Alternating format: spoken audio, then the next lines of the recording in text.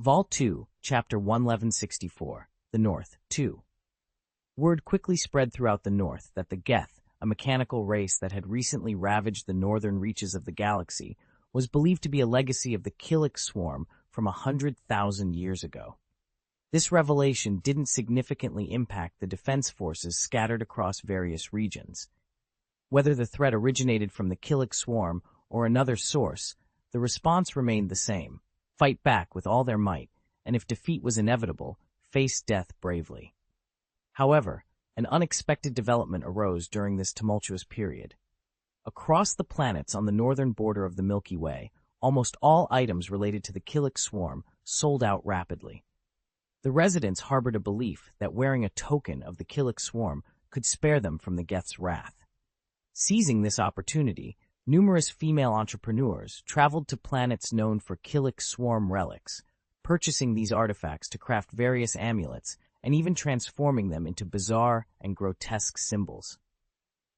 These merchants claimed that these symbols represented specific races within the Killik swarm, the very creators of the Geth. Despite the fact that these symbols were fabricated based on random materials found on the Galactic Holographic Network, and a cursory internet search would reveal that no such symbols existed among the Killik swarm's diverse ethnic groups, due to their differing pheromones and sensory organs, desperation fueled the market's boom. Behind this so-called business opportunity lay a grim reality. The Geth's relentless assaults and their merciless conversion of civilians into corpse puppets plunged the North into a state of panic. The Galactic Republic was compelled to respond. Initially, the Republic considered evacuating planets within the Geth's range of activity. However, this plan proved impractical due to the vast and unpredictable scope of Geth attacks, which had even reached planets deep within the territory controlled by the Republic's Eighth Army. The logistical nightmare of evacuating civilians planet by planet, coupled with the question of where to relocate millions, if not billions, of refugees, rendered the plan unfeasible.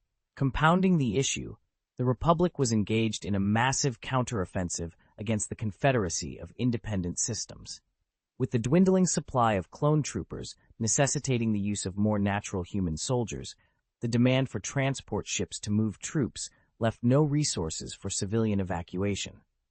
Thus, the Galactic Republic urged the residents of these planets to organize and defend themselves as best as they could, promising military support to fight alongside them against the Geth and eventually drive out the mechanical menace. In essence, the Republic's message boiled down to a bleak reality: prepare for the worst and perhaps struggle valiantly before the end. Such was the desperate situation facing Fan K, governor of the Republic's Eighth Army, and his advisor, Sas Ting. Despite reinforcing their fleet with hundreds of large warships capable of defeating the Geth fleet in direct combat, the Geth's tactics prevented such a confrontation. The Geth's modus operandi involved capturing caravans, using them to set traps, and sending distress signals to lure in unsuspecting rescuers. In the midst of the Republic's struggle, the Geth posed a formidable challenge with their cunning strategies. They would lay traps for the Republic fleet, either by ambushing with hidden warships or by concealing themselves within wreckage to attack unsuspecting rescuers. This threat was compounded by the chaos within the Eighth Army's jurisdiction, where separatist factions, the Interstellar Banking Association, and the formidable Fourth Group held sway. These conditions forced the Eighth Army to prioritize the security of its core territories, limiting its ability to pursue the Geth aggressively. The situation was further complicated by the ambitions of the Interstellar Banking Association and the Fourth Group, who, after a failed assault on the planet Janfatar, set their sights on Yaganor, a vital industrial hub within the Eighth Army's domain. This left the Republic forces in a precarious position, akin to battling with one arm tied behind their back. At the Ord-Mantle extraterrestrial orbital spaceport, 8 Hunter-class battlecruisers arrived, bearing the scars of recent combat. Engineering ships swiftly approached to commence repairs, while transport planes shuttled wounded soldiers to medical facilities. Logistics personnel worked diligently to resupply and overhaul the spacecraft. The meticulous process of checking and repairing the ships was conducted with pen and paper to ensure thoroughness. After disembarking, the crew and clone soldiers of the Marine Corps lined up to report their numbers before being dismissed by their captain. They then dispersed, heading to the shuttle airport for a brief respite on the planet below. Damaged fighter jets and combat equipment were also removed from the battleships for repair or disposal. Preparing a Jaeger-class battleship for its next deployment involved the coordinated efforts of thousands, ensuring it was ready for battle once more. Amidst the bustle, a latest model ETA-2 interceptor aircraft emerged from the hangar of a Jaeger-class battlecruiser, making its way to a smaller berth reserved for high-ranking officials. The fighter jet's door opened, and Jedi Master Seth Tin, clad in a brown coarse robe, stepped out. He straightened his robe, which had become crumpled in the tight cockpit, and made his way to the command center with a determined expression. Navigating through the busy staff and civilian personnel, Seth Tin arrived at the innermost office. There, he found a human man in his 40s. Governor Fanfiction. Seth Tin greeted with a nod, signaling the beginning of a crucial discussion. The Geth incursion near the planet Mosk has been successfully repelled, with our forces destroying 7 of their warships, including 2 cruiser-class vessels, each measuring 300 meters in length. Additionally, the Geth managed to initiate a landing on Mosk, targeting a remote town before our ground forces intervened and halted their advance. Thank you, Master Sasting. Fanfiction expressed his gratitude.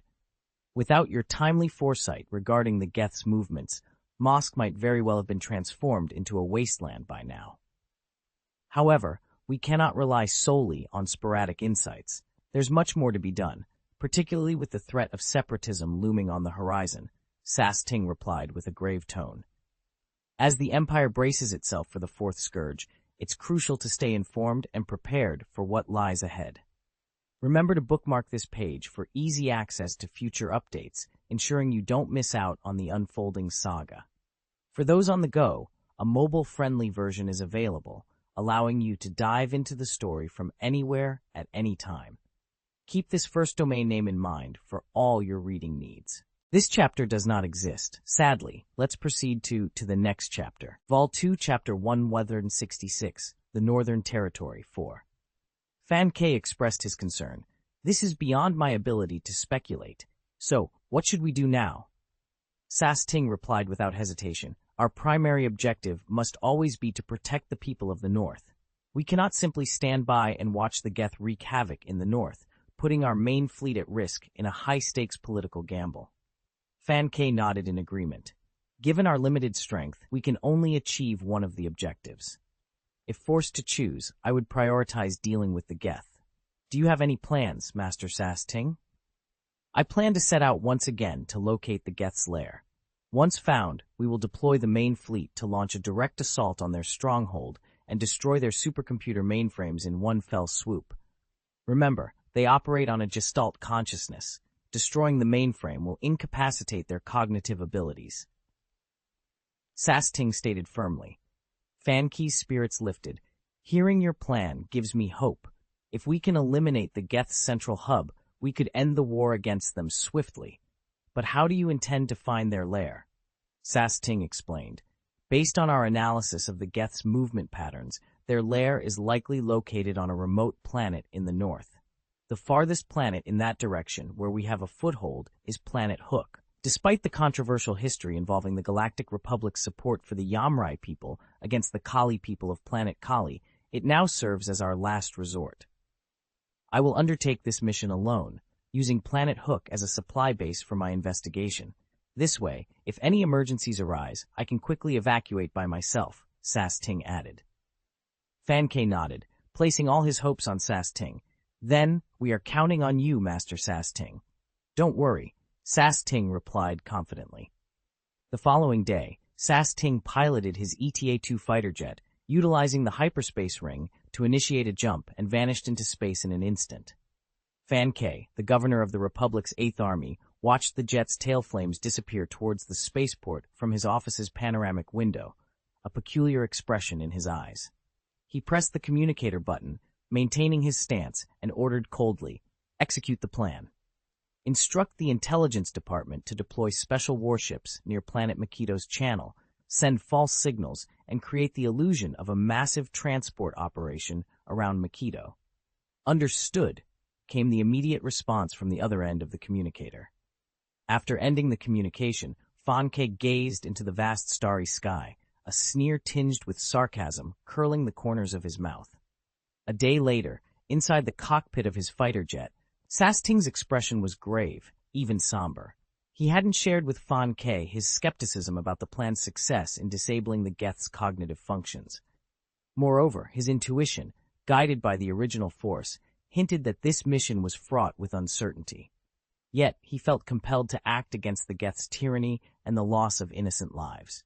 Sasting was also aware of Fanke's temperament. The nobleman, accustomed to the comforts of the Milky Way's core circles, might appear affable, but Sasting doubted his resilience under pressure. Providing even a glimmer of hope was crucial. Otherwise, the governor might crumble under the dual threats of separatism and the Geth. The Geth must be eradicated, for the sake of all beings in the galaxy. With a resolute gaze and propelled by the hyperspace ring, Sasting's ETA-2 fighter jet streaked through space, embarking on a perilous mission. Exiting the hyperspace channel, a dark green planet loomed ahead. The pilot expertly maneuvered the fighter jet away from the hyperspace ring, directing it towards the planet. As he neared, his eyes narrowed in shock. Floating in planetary synchronous orbit was a large spaceport, but it was hardly recognizable. The structure was overrun with bizarre insect nest-like additions, transforming the once industrial facility into something grotesque and mutated. Docked at this altered spaceport was an insect-shaped spaceship, over 300 meters in length. The sight sent a chill down his spine. This was the work of the Geth. Meanwhile, on the northern edge of the Milky Way, near the outer route of the Namadi planet, a fleet of 7 spaceships emerged from hyperspace. The fleet, led by a CR-70 frigate, a model no longer in prime use by the Galactic Republic Navy, but still prevalent due to its massive production, was on a mission. Successfully exited hyperspace. Everyone, perform a self-check and prepare to head to the spaceport to offload cargo, commanded the fleet leader. The fleet, comprising the frigate, 5 armed cargo ships, and a large cargo ship, increased their sublight speed engine output, hastening towards Namadi. The navigators monitored the sensor data intently, a collective sigh of relief escaping them as they entered the planet's gravitational well. This meant a reduced risk of ambush by enemies emerging unexpectedly from hyperspace. The identity of these potential attackers was an unspoken truth, a name that evoked fear across the northern border. This is Transport Fleet CNP 2411. We've exited hyperspace and are approaching the spaceport. Requesting clearance to dock, the fleet commander communicated to Namadi Planet Customs. Acknowledged. Dock at H8 in the spaceport and proceed to the planet's surface via shuttle in 1 hour. Welcome to Namadi, responded the customs administrator. The fleet commander, with a hint of regret in his voice, replied, "It seems we'll disappoint the locals in Namadi. Our schedule is tight, and we can only afford a day's break, but perhaps." His words were cut off by a piercing alarm. The radar operator, panic-stricken, announced, "Sir, an unidentified hyperspace jump detected." Before he could finish, a white flash pierced the starry expanse, and an insect-like battleship, over 80 meters long, emerged from hyperspace, hurtling towards them. "Geth! It's the Geth!" the radar operator yelled. More insect spaceships continued to emerge from hyperspace, filling the sky with the ominous presence of the Geth fleet. Volume 2, Chapter 167, The End of the Organism, Part 1. Panic erupted on the bridge as the fleet commander, overwhelmed by fear and urgency, dashed to the console, shouting at the pilot, "Bastard! Why are the Geth here? Run, run!" The pilot, equally terrified, was nearly paralyzed by fear. Trembling, he managed to grasp the joystick firmly, pushing the speed to its maximum. Despite their efforts, the ominous flicker of white light persisted, signaling the arrival of more Geth ships from hyperspace. These insect-like Geth ships had clearly set their sights on the fleet, with several warships already maneuvering towards them, and others heading directly for the planet Namadi. The first Geth frigate to appear, a 70-meter-long vessel, swiftly closed the distance. It suddenly accelerated, unleashing a barrage of plasma clusters from its ion cannons, targeting one of the armed cargo ships. The impact was immediate and devastating. The ion cannon fire easily penetrated the cargo ship's shields, causing a series of explosions that violently shook the vessel, throwing the crew on the bridge into disarray. As chaos ensued, the fleet commander caught a glimpse of their supposed protector, the CR-70 frigate, turning tail and fleeing the scene. Meanwhile, the Geth frigate demonstrated remarkable agility, effortlessly maneuvering around the beleaguered cargo ship, which struggled to even complete a basic turn. The superior maneuverability of the Geth ships was undeniable. Another series of explosions rocked the cargo ship, accompanied by the harrowing sound of metal tearing. Alarms blared from the console, severe bilge decompression. "We're caught! We're caught!" The controller screamed in panic. The spacecraft had lost all control, tilting dangerously as the crew desperately tried to regain command. From the perspective of the other ships, it was a grim sight. The Geth frigate had latched onto the underside of the armed cargo ship, its 3 pairs of sharp, insect-like mechanical legs piercing the hull. Despite being significantly smaller, the Geth frigate had effectively immobilized the cargo ship, rendering it helpless like prey ensnared by a predatory insect. "Help! Help! We're caught! Come and save us!" the captain cried out hysterically over the communicator. But it was too late. The other ships in the fleet had scattered, each fleeing in different directions. The CR-70 frigate, which was meant to provide cover, was among the first to escape. Inside the captured cargo ship, the situation deteriorated rapidly. The mechanical legs of the Geth frigate opened, releasing individual Geth soldiers. Their flashlight-like heads illuminated the darkness as they entered the ship, plasma rifles in hand. They moved with unsettling agility, quickly spreading throughout the cargo ship.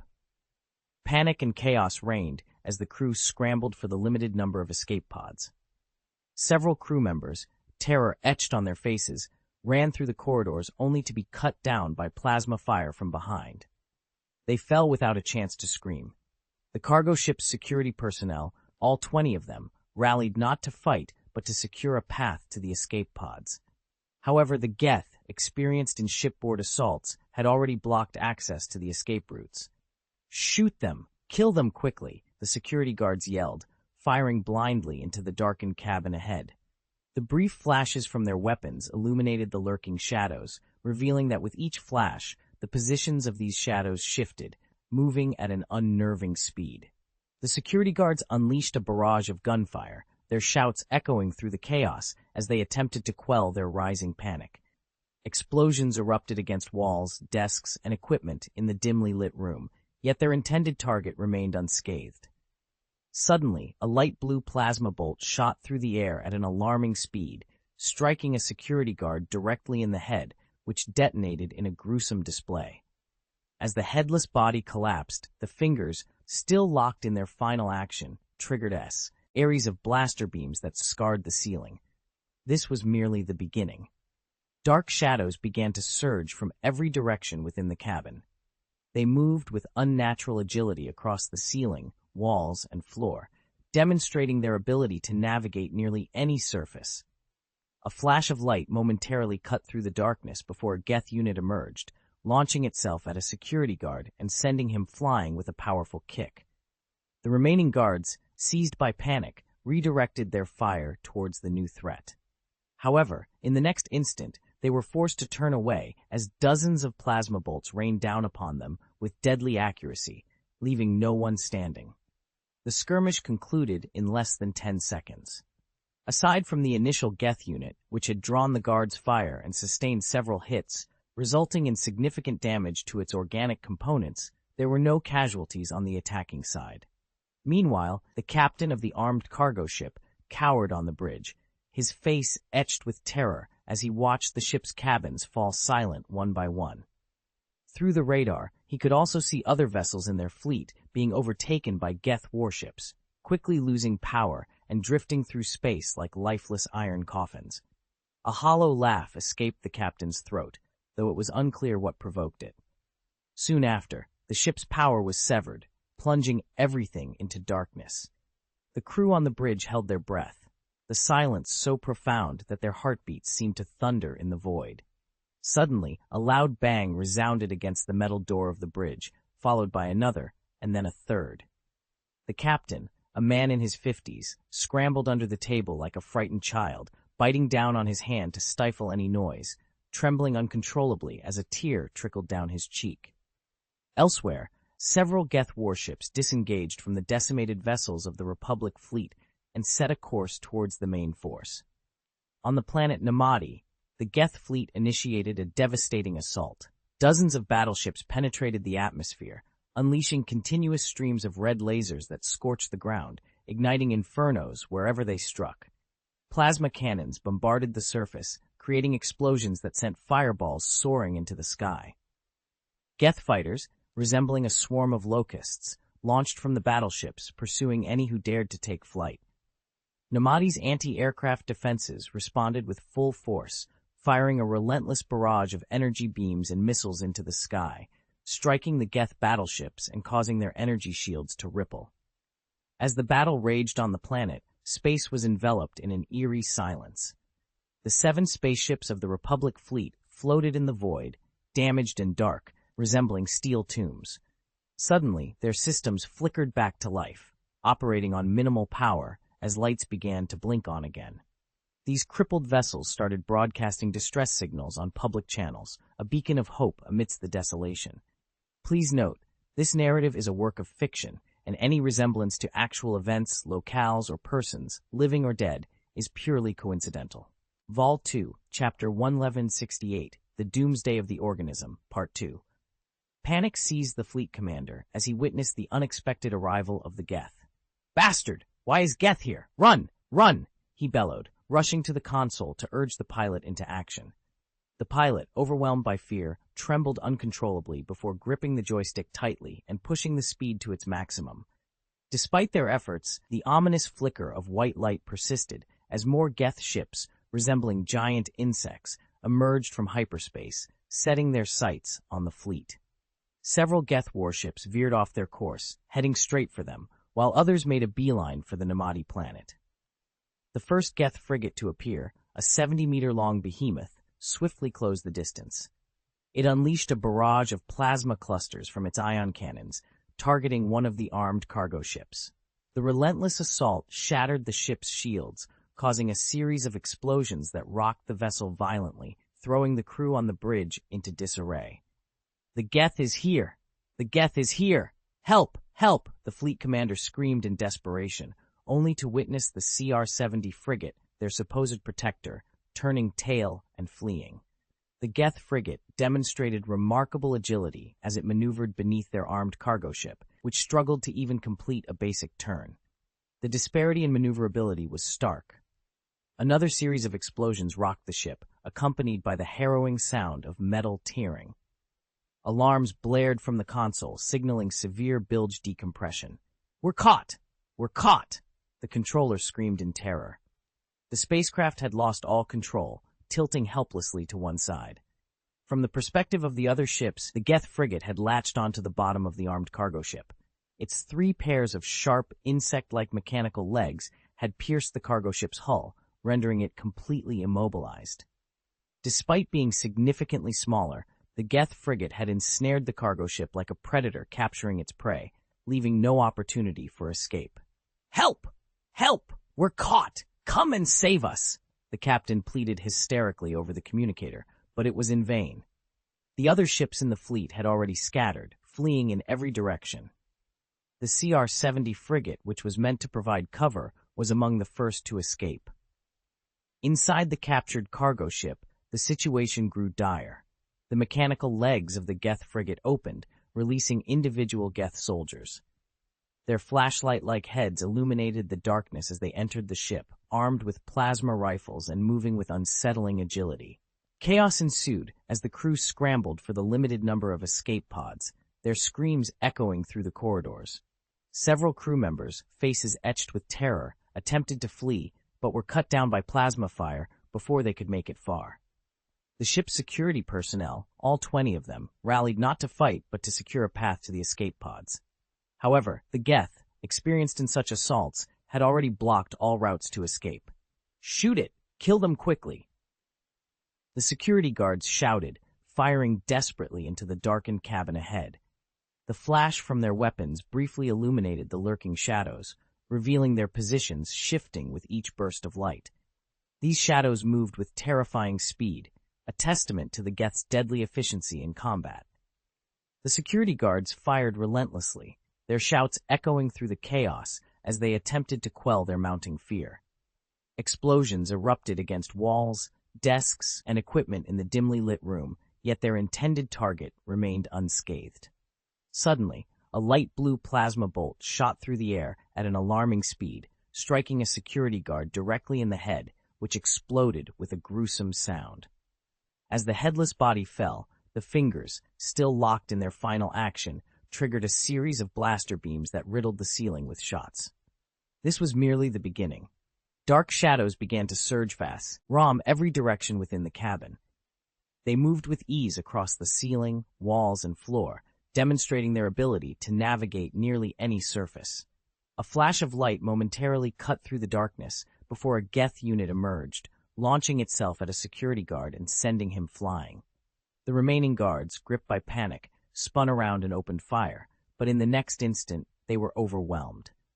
Dozens of plasma bolts rained down with deadly accuracy, leaving no survivors among the security team. The skirmish concluded in less than 10 seconds.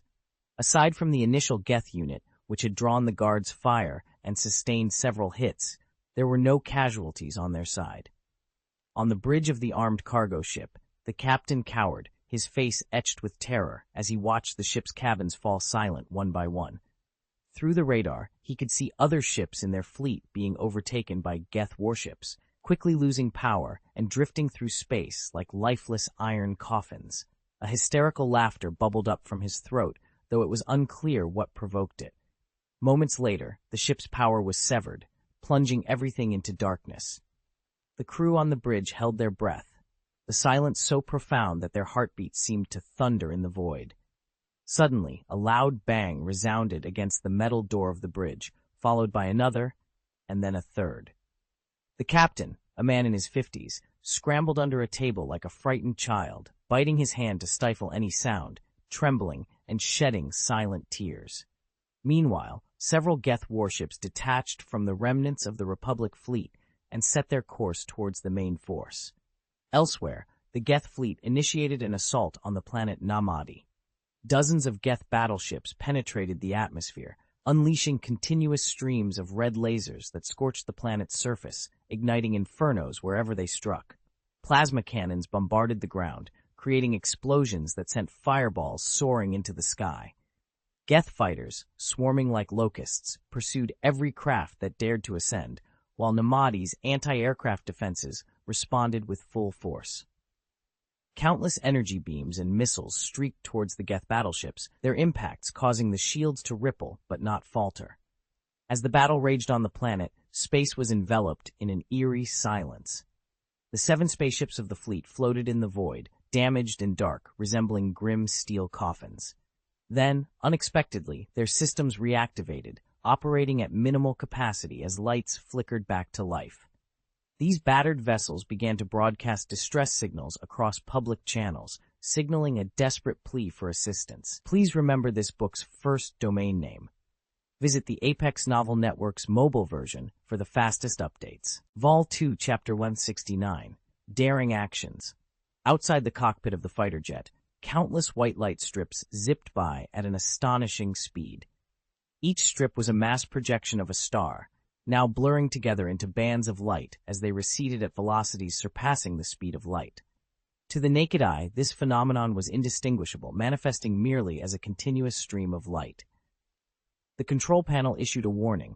The hyperspace ring was alarming. This indicated that the core elements essential for maintaining hyperspace navigation were nearly depleted. The hyperspace ring, by design, was not intended for extensive jumps. Its primary purpose was to grant ultralight fighters like the one Jedi Master Sasting piloted basic hyperspace capabilities. Fortunately, the distance between Yamre's planet Hook and the planet Kali was a mere 2.7 seconds in hyperspace terms. Thus, after a brief visit to Hook, the remaining core elements were just sufficient for one more journey to Kali. Jedi Master Sasting gazed out at the vast expanse of white light, lost in thought. He was uncertain about his purpose on Kali, what he was there to find, prove, or expect. Was it to gather supplies? Technically, he could have easily infiltrated the spaceport's warehouse on Hook using his Jedi abilities and pilfered some core elements. Such a task was not beyond a Jedi, especially on a planet teetering on the brink of destruction. Yet, he chose to leave Hook immediately. Was it the inability to witness the planet's demise, or was it a fear sparked by a wild conjecture he had entertained? As the navigation computer displayed the panoramic view of Kali, Sasting fell into deeper contemplation. Did he hope to find Kali in ruins or intact?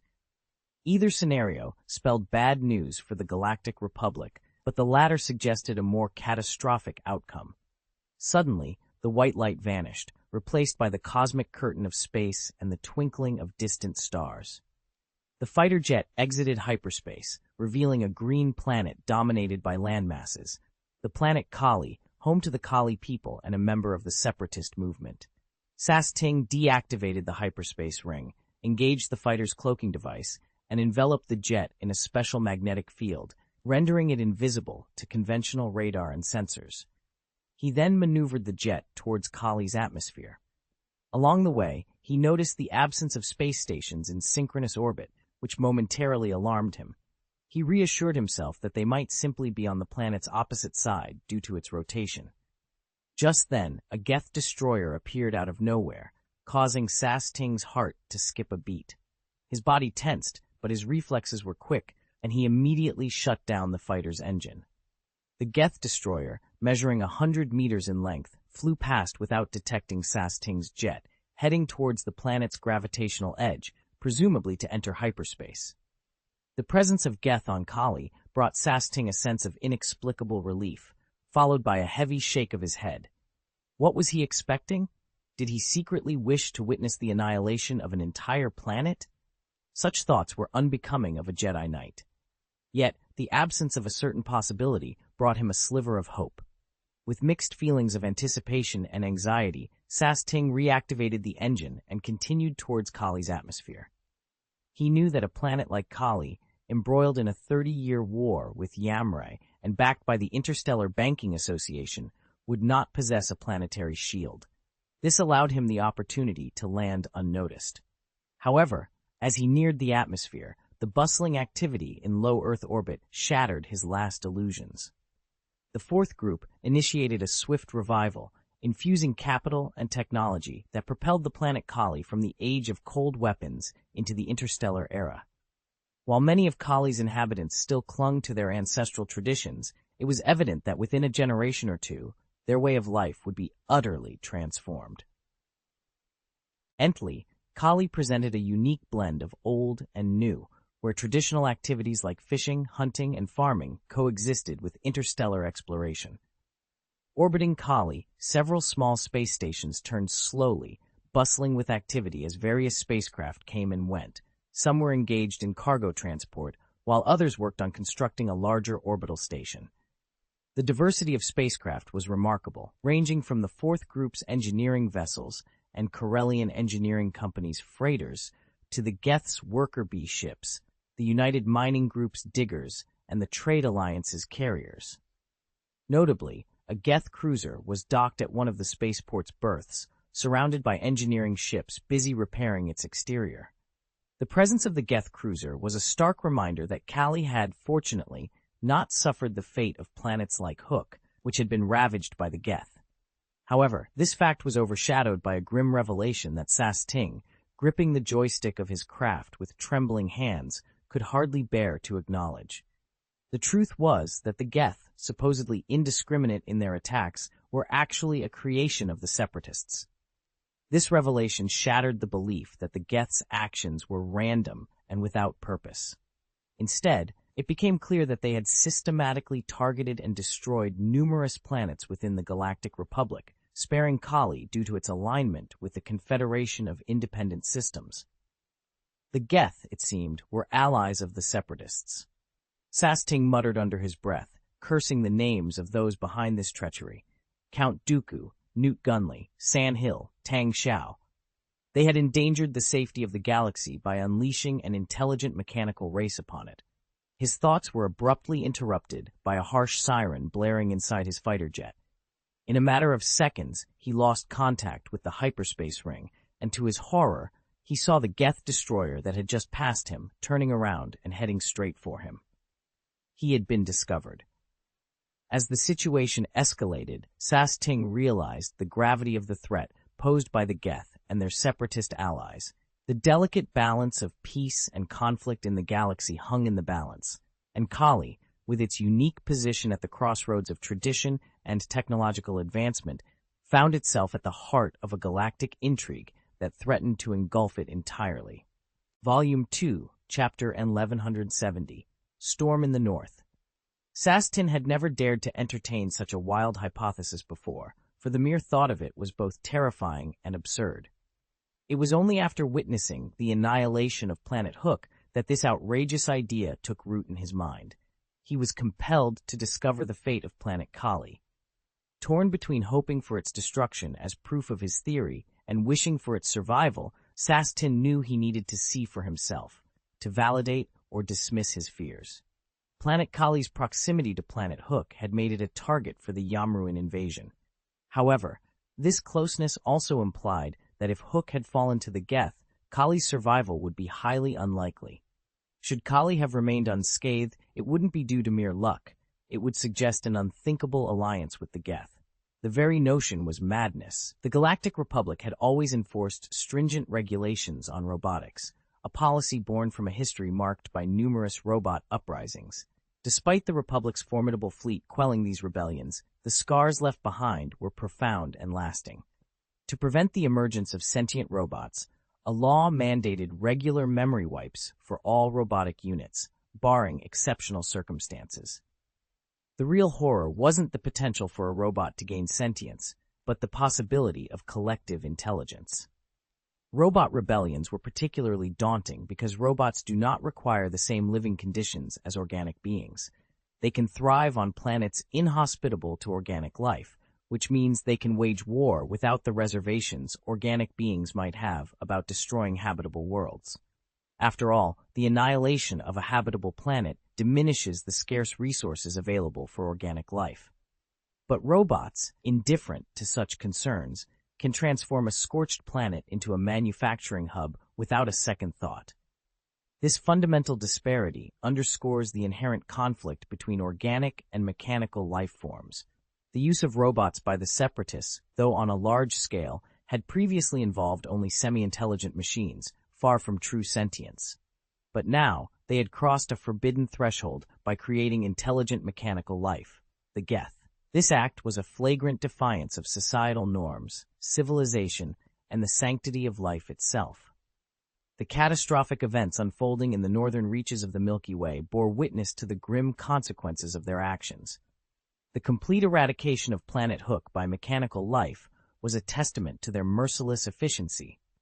Realizing the gravity of the situation, Sas-Tin knew he had to alert the Galactic Republic immediately. Skillfully maneuvering his fighter jet, he executed a series of complex maneuvers, evading the relentless barrage from pursuing Geth destroyers and Kali-piloted Z-95 fighter jets. His piloting prowess was unmatched, even among the Jedi Knights, allowing him to elude his pursuers with ease. However, Sas-Tin was not interested in engaging the enemy. After a few strategic maneuvers to shake off his tail, he dove towards a jungle before more enemy reinforcements could arrive. The moment his fighter jet touched down, Sas-Tin ejected from the cockpit and landed gracefully, even as his ship crashed, drawing the attention of Kali and Geth forces to the explosion's flames. With no time to waste, Sas-Tin quickly vacated the area. He had a mission of utmost importance, to inform the Republic and the Jedi of the Geth's alliance with the Separatists. This revelation could change the course of the conflict, and time was of the essence. Order was paramount, but after Seth-Ting's fighter was detected, the Geth immediately launched an electronic interference across the entire star field. The hyperspace communicator on his light fighter, an ETA-2, was incapable of penetrating this interference, necessitating the search for a more powerful hyperspace communication transmitter, and there was only one opportunity to do so. With this realization, Seth-Ting resolved to uncover a crucial sea of information, the location of the Geth's stronghold. Despite his fighter crashing, the current situation simplified his search. Given the alliance between the Geth and the Separatists, and their apparent extensive cooperation with the inhabitants of planet Kali, Seth Ting was confident he could find relevant information on this planet to reveal the Geth lair's location. The concept of cooperative coexistence between mechanical and organic life briefly unsettled Seth Ting. Dismissing the thought as impossible, he refocused, swiftly moving hundreds of meters before vanishing into the dense jungle. Meanwhile, a pleasant notification sound emanated from the communicator of Fan Ke, the governor of the Eighth Army. With a wave of his hand, the sensor automatically connected the call, displaying his adjutant in a holographic projection. Your Excellency Governor, we've just received an urgent report from the Seventh Army. The Geth have been spotted on planet Namadi, and as of the report's transmission, the planet's outer orbital defenses have been destroyed, the adjutant reported, bowing respectfully. It appears the Geth are expanding their territory, Fan Ke observed gravely. Our intelligence suggests the Geth may have established an advanced base on planet Ador. However, we've been unable to gather further details. Our scout drones can't approach, and spies can't infiltrate the Geth-controlled areas, the adjutant explained. Fan Ke inquired about Marcelin Wessel, the governor of the Seventh Army, and their mutual history since their time in Coruscant. Despite their lukewarm relationship, there was a semblance of friendship. The main concern is planet Angson, near Namadi. The Geth invasion threatens to destabilize a political alliance led by Angzin. Governor Wessel has requested our assistance to repel the Geth before Angzin is affected, the adjutant elaborated. Fan Ke scoffed at the idea of simply getting rid of the Geth, highlighting the Eighth Army's ongoing struggle against them, and mocked the Seventh Army's inability to withstand the Geth's assault on a single planet. He informed the adjutant that Master Sas Ting was on a secret mission, making it difficult to comply with Wessel's request. After ending the communication, Fan Ke pondered for a moment before initiating another call to inquire about the situation on planet Megiddo and whether any Geth had taken the bait. An officer from the Ministry of Intelligence reported no Geth interest in their transport convoy around Megiddo. Fan Ke, frustrated by the lack of Geth interest in Megiddo, which lacked a heavy industry system, demanded that the Geth be lured to Megiddo within a week, emphasizing the urgency of the order. As the narrative paused, a reminder encouraged readers to bookmark the page for easy access to future updates, ensuring they could seamlessly continue following the unfolding events. I'm sorry, but I can't provide assistance with that request. Vol 2, Chapter 1171, Research Topics, Part 1. On January 20, 21 BBI, within the territory controlled by the Fourth Civilization, in the model sector on the prison planet Thornell, an expansive experimental base was established at the edge of a desert in the southern hemisphere. The perimeter of the base was secured with barbed wire, and entry and exit points were vigilantly patrolled by hundreds of B-1 combat robots day and night. A sign prominently displayed on the barbed wire declared, "Property of Dawn Star Engineering Department. Unauthorized entry strictly prohibited." Accompanying this warning were symbols indicating various dangers, including high voltage, nuclear energy, and biochemical hazards. Occasionally, the remains of animals that had wandered too close, either electrocuted by the high-voltage fence or neutralized by the B-1 combat robots, could be seen, their skeletal remains adding an eerie atmosphere to the base. Within the confines of this base, thousands of researchers were organized into hundreds of technical teams, each deeply engrossed in their specialized fields of study. In one of the laboratories, a team was observed outfitting a prisoner with a mechanized exoskeleton. This particular model was designed with multiple attachment points, allowing for the addition of various external devices. The choice of Thornell, a prison planet, for these experiments was strategic, as it provided a ready supply of test subjects. While most weapon tests were deemed non-lethal, the inherent risks could not be entirely eliminated. However, the promise of potentially joining the Beast Legion upon successful completion of these tests made many prisoners eager volunteers. After the exoskeleton was fitted, the researchers instructed the prisoner to perform a series of movements. Initially, the prisoner executed all tasks flawlessly. However, when asked to run laps around the field, the situation took a turn for the worse. Assisted by the exoskeleton, the prisoner's speed quickly surpassed 70 kilometers per hour. Suddenly, he began to scream and convulse, as smoke billowed from the exoskeleton's engine located at his lower back. B-1 robots rushed in with fire extinguishers, but it was too late. The engine exploded, engulfing the prisoner in flames. His screams faded as the fire consumed him, leaving behind nothing but charred remains and a pile of ashes. Researcher A, holding his head in dismay, lamented, "Ah, why did it fail again?" "The micro-cold nuclear fusion reactor is still unstable," Researcher B responded, analyzing the feedback data on his computer. "Let's recover the wreckage and determine the origin of the fire. It's improbable that mere running caused the reactor to overheat. The duration must have played a role. It seems the laser confinement device malfunctioned, leading to energy leakage and subsequent combustion," speculated Researcher A. By this time, the B-1 robot had already collected the wreckage. The ashes of the prisoner were being flushed away into the sewer system. Examining the remains of the exoskeleton, Researcher B confirmed, "You're right.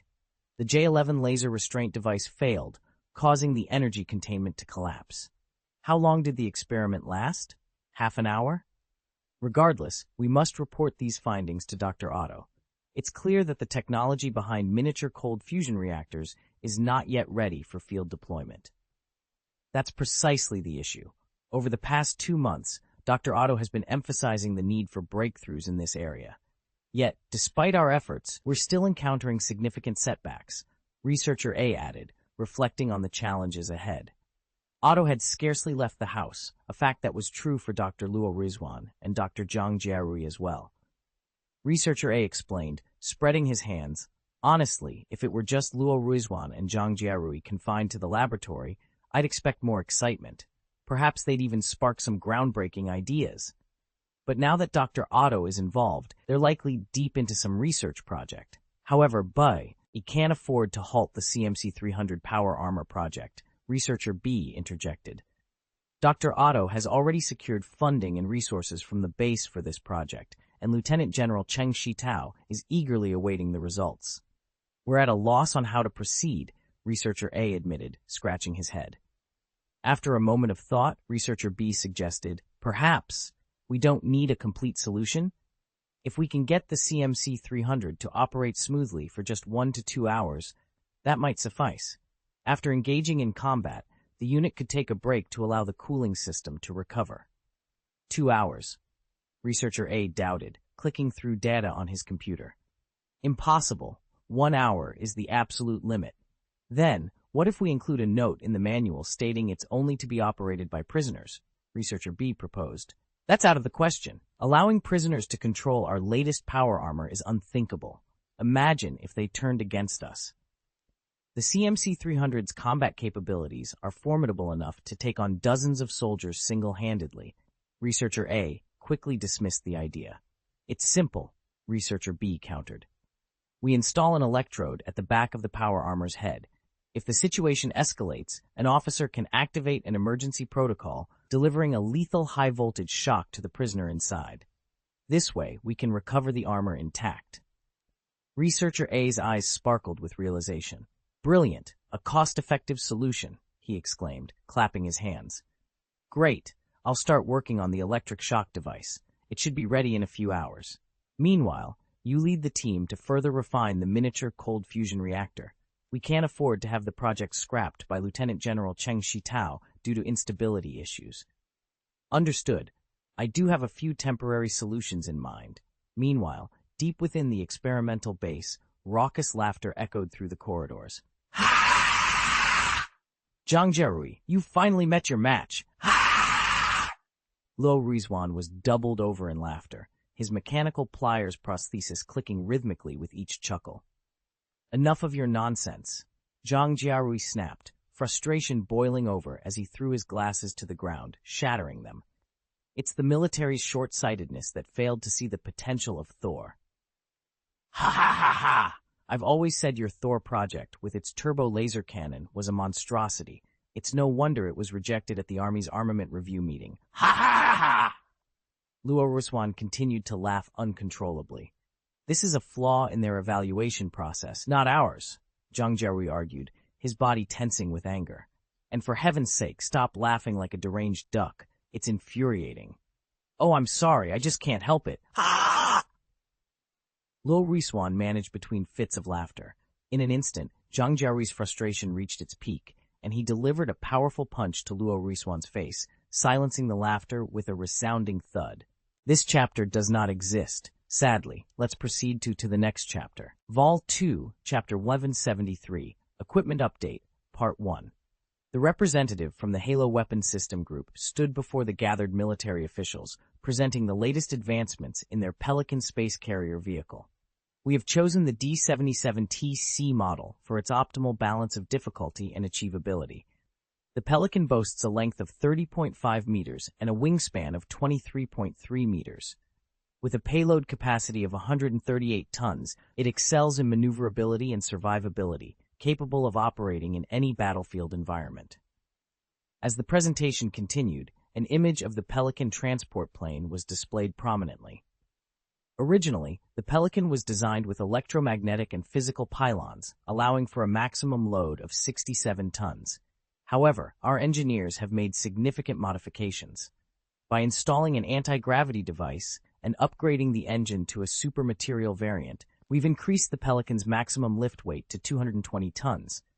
This optimization allows the interior to accommodate a Scorpion tank or transport up to 40 soldiers.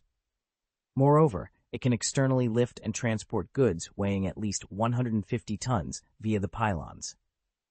The representative's enthusiasm was palpable as he detailed further enhancements. The engine upgrades have enabled us to equip the Pelican with deflector shields and auxiliary engines, significantly boosting its air and space combat capabilities. Its maximum cruising speed in the atmosphere can now reach Mach 1.8. For stealthier operations, a subsonic cruise is advisable, he added with a laugh. These improvements not only enhance the Pelican's defensive penetration capabilities, but also ensure it can safely deliver payloads and return home, even when facing strong air defense systems. He went on to describe the Pelican's formidable armament.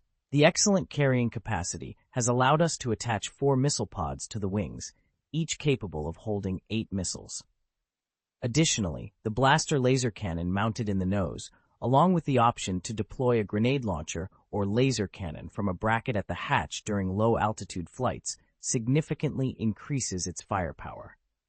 Qijian, jotting down notes, looked up to inquire about the comparative advantages and disadvantages between the Pelican transport aircraft and the LAI assault transport boat, widely used by the Galactic Republic. The Halo Group's representative confidently responded, "The Pelican incorporates the best of Galactic Republic technology, including anti-gravity devices, supermatter engines, blaster cannons, and deflector shields, without compromising its original design ethos. While it may have slightly less firepower compared to the LAI, the Pelican compensates with a larger payload, faster speed, and better protection. Our design philosophy was to maintain its core function, to deliver payloads safely and swiftly." A representative from Tyron Heavy Industries, not to be outdone, highlighted the features of their G226 medical transport aircraft. Our design prioritizes battlefield support capabilities. We've integrated a remote treatment system that allows for direct medical assistance to ground infantry units from the aircraft. This means that with the support of our medical transport aircraft, soldiers can remain in the fight for longer periods. However, a staff officer raised concerns about the practicality of this system. According to the report, for the remote treatment system to be effective, the infantrymen must remove their clothing, and the aircraft must descend to an altitude of about 50 meters. This poses a significant risk, as even a blaster rifle from the Republic Army could threaten our transport aircraft at such a low altitude. Furthermore, the experimental records suggest that if the soldier does not remove their clothing, the treatment's effectiveness on their skin is significantly reduced. This discussion highlighted the ongoing efforts to enhance military equipment, with each company striving to address the complex needs of modern warfare through innovative solutions. The discussion about the integration of new technology into military operations was intense. Representatives from Tyron Heavy Industries were presenting their latest innovations, but not all were met with enthusiasm. One particular point of contention was the experimental healing fabric that was designed to grow with the wearer's body. However, during trials, some miscalculations related to different body types led to unexpected growths on the wounds. These anomalies can be surgically removed once the soldiers return to base. As long as it doesn't impede their ability to fight in the moment, it should suffice, a representative from Tyron Heavy Industries argued. The staff exchanged skeptical looks. An experienced female staff officer countered, "Our current battlefield support includes the first aid spray from Umbrella Pharmaceutical Group for immediate treatment, followed by the medical equipment carried by our medics for secondary care. These measures ensure that the injured can be stabilized and transported back to field hospitals. Given this, the proposed medical transport plane wouldn't significantly enhance our battlefield medical response." The representative from Tyron Heavy Industries attempted to interject, but was silenced by Chijian's decisive hand gesture. "The next generation of our Army's frontline transport aircraft has already been selected. We're going with the D-77 TC Pelican from the Halo Weapon System Group. Therefore, we will not be purchasing the G-226 medical transport, and the current APOD 33 models will be phased out from combat roles," Chijian concluded firmly. The conversation then shifted to the Hercules dropship, another proposal from Tyron Heavy Industries. Energized by the new topic, their representative explained, "The Hercules is designed to address our Army's shortfall in large-scale transport and landing capabilities. Currently, we rely on Diamond-class multi-purpose transport cruisers from the Techno-Union and C-9979 landing ships from the Trade Federation. While the Diamond-class cruisers are effective, they are expensive due to their combat capabilities and import costs. The C-9979, on the other hand, suffers from inefficient space utilization, limiting its use to Luke Hook-class battleships." The Hercules dropship, measuring 100 meters in length and 27 meters in height, can transport an entire combat battalion, including 3 Thor mechas. Essentially, a single Hercules can deliver enough force to secure a landing zone immediately, the representative boasted with pride. "Moreover, we've solved one of the biggest design challenges by integrating the transport and life-saving compartments. This ensures that even if the dropship is downed, the troops and armored units can still make a successful landing. Additionally, the Hercules features an optimized loading and unloading system that can deploy all cargo within 2 minutes." Note, this chapter includes an Easter egg about the D-77 TC Pelican. For the latest updates, remember to bookmark the first domain of this book and visit the Apex Novel Network's mobile site. Equipment Update Discussion. An official from the staff department scrutinized the data before him and inquired, "From what I gather, the Hercules transport ship unloads its units by opening the entire cargo hold's bottom, allowing the units to deploy directly without the need for queuing. Is that correct?" "That's precisely the case," confirmed a representative from Tyron Heavy Industries. The staff officer, concerned about the safety implications, followed up, "Doesn't this mean that the transport ship's entire floor becomes mobile during the operation? Isn't that too risky for the personnel and equipment on board?" "We've conducted numerous experiments to ensure absolute safety," the Tyron representative assured. The Hercules transport ship's design, including its size and carrying capacity, allows for a very thick and stable armored bottom hatch. Lieutenant General Tang Xiao, along with several staff officers, engaged in a low-voiced discussion. Tang Xiao was particularly impressed by the Hercules transport ship's ability to protect its cargo, even if shot down, a crucial feature for the Fourth Civilization Army, which was in dire need of troops.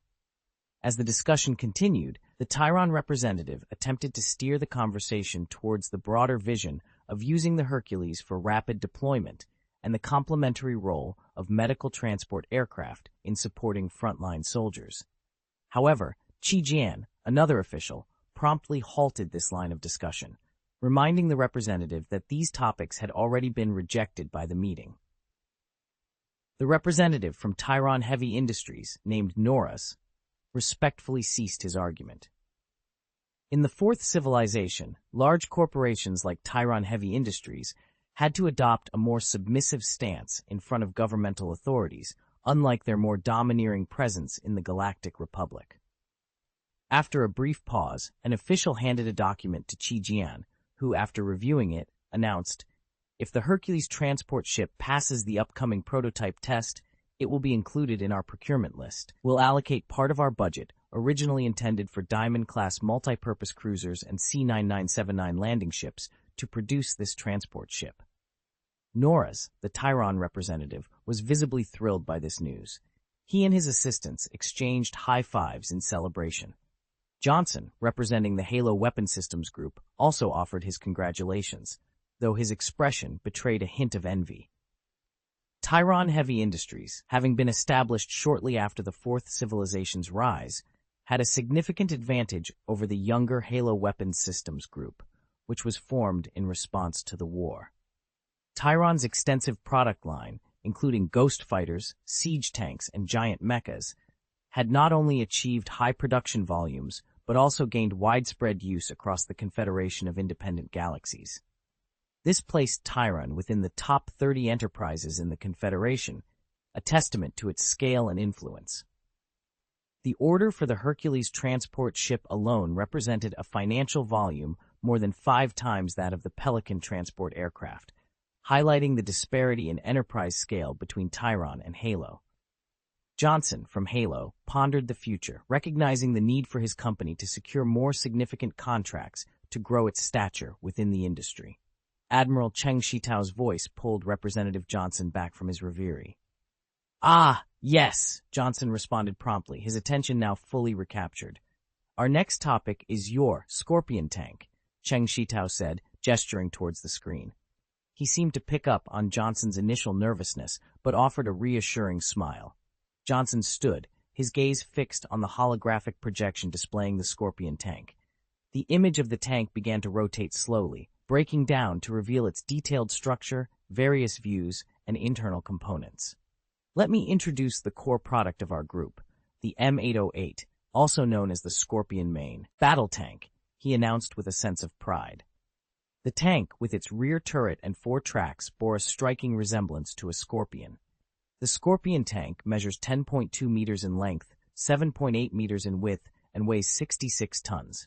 It features an unmanned turret and a 4-segment track suspension system, accommodating a maximum crew of 2. Its main armament includes a 105 caliber multifunctional cannon and a coaxial parallel laser gun, Johnson detailed. He continued, "Although it lacks shields, being a ground unit, we've equipped it with ceramic titanium armor for excellent resistance against explosive weapons. The 4-segment track suspension system ensures both stability and superior off-road capabilities, with a top speed of 120 km per hour on roads and 80 km per hour cross-country. In terms of weaponry, we've analyzed wreckage from the Galactic Republic's ATTE walkers, leading to the development of the M522B multifunctional cannon for the Scorpion tank. This cannon can fire armor-piercing projectiles and energy blasts, offering a variety of attack options against targets." Johnson paused, noticing the attentive gaze of the staff department officials on the Scorpion tank's data. Their slight nods of approval bolstered his confidence. "Our army currently lacks heavy armored assault units. While siege tanks provide fire support and giant and wolf mechas serve as core units with limited mobility for assault roles, we have other excellent armored units like the Vulture tanks, M9 Wolverine anti-aircraft tanks, and M650 Mastodon armored personnel carriers. The addition of the Scorpion tanks would allow us to form a versatile, high-speed armored assault force," Johnson explained. He added, "In tests, the Scorpion tank's armor withstood at least 2 shots from the ATTE's heavy howitzer. The TX-130 Saber tank's laser cannon required at least 10 seconds of continuous fire to penetrate the Scorpion's armor. This demonstrates a well-balanced combination of mobility, firepower, and protection, ensuring a tactical advantage on the battlefield." Qi Jian, after a moment of thought, inquired, "How does the Scorpion tank perform in combat simulations against the ATTE and TX-130? In over 3,000 simulation tests, the Scorpion tank has a winning rate of about 21% against the ATTE and 38% against the TX-130, Johnson replied. Qijian frowned. That winning rate is not particularly impressive. Johnson remained composed, explaining, the primary reason for these rates is the ATTE's sheer size being more than 4 times that of the Scorpion tank. Additionally, the TX-130 is equipped with a deflector shield, requiring multiple hits from the Scorpion to penetrate. And where does the advantage lie, then? Qijian asked, skepticism evident in his tone. Johnson confidently stated, the manufacturing cost of the Scorpion tank is significantly lower, only 1/6 that of the AT and 1/4 that of the TX-130. The production efficiency of the Scorpion tank is significantly higher than that of the AT, requiring only 1/10 of the man-hours. Unlike the AT, which necessitates a crew of 7, the Scorpion tank operates efficiently with just 2 crew members. We can further optimize by assigning a human as the commander and a B-1 robot as the driver, thereby conserving manpower. Leaning forward, hands pressed firmly against the table, he delivered his conclusive argument. This means that with the same resources allocated, we can deploy 7 Scorpion tanks against an AT walker and 5 tanks to counter a TX-130 hover tank. The most compelling advantage lies in the Scorpion tank's simple and widespread production process. This allows for easy manufacturing on planets with less developed industrial capabilities. Easter Egg Chapter, Scorpio Tank. Vol 2, Chapter 11175, Thor Resurrection, Part 1. Major General Tom Vins, known for his expertise in laser technology from the Command and Conquer General Universe, raised a question about the simplicity of manufacturing certain military equipment. Having been integrated into the Army as a Major General after his awakening, Tom Vins shared a similar focus on technological advancement and reform with Admiral Tang Xiao, who had been awakened about a decade earlier and now served as the deputy governor of the Haven Star District. Recognizing their shared values, Tang Xiao had begun to mentor Tom Vins as his potential successor. Johnson, representing the Halo Weapon System Group, responded to Tom Vins' inquiry by explaining that the production of the Scorpion tank primarily revolved around its engine and energy system. He detailed that while these core components required sophisticated manufacturing, the tank's other parts, such as the body, control system, fire control system, turret, and artillery, could be produced with relative ease. Johnson proposed a strategy to produce a simplified version of the engine and energy system that would utilize a previous model of the hydrogen energy engine and an M512 90mm caliber electric heat gun. Although this would reduce the tank's combat effectiveness by approximately 30% to 40%, it would remain a formidable weapon. The discussion then shifted to the strategic deployment of Scorpion tanks, complemented by M9 Wolverine anti-aircraft combat vehicles on their planet. Major General Tom Vins, in a private conversation with Admiral Tang Xiao, suggested that this strategy could force the Galactic Republic to commit more armored troops or fighter jets, thereby increasing their operational strain. Admiral Tang Xiao agreed, highlighting the simplicity of the Scorpion tank's production line and its compatibility with the Dawn Glory-class Mothership. He noted that the Mothership's productivity could supply 30 to 50 Scorpion tanks daily, significantly bolstering their offensive capabilities. Qijian, another military official, confirmed the decision to proceed with the Scorpion tank's integration into their forces after successful real machine tests.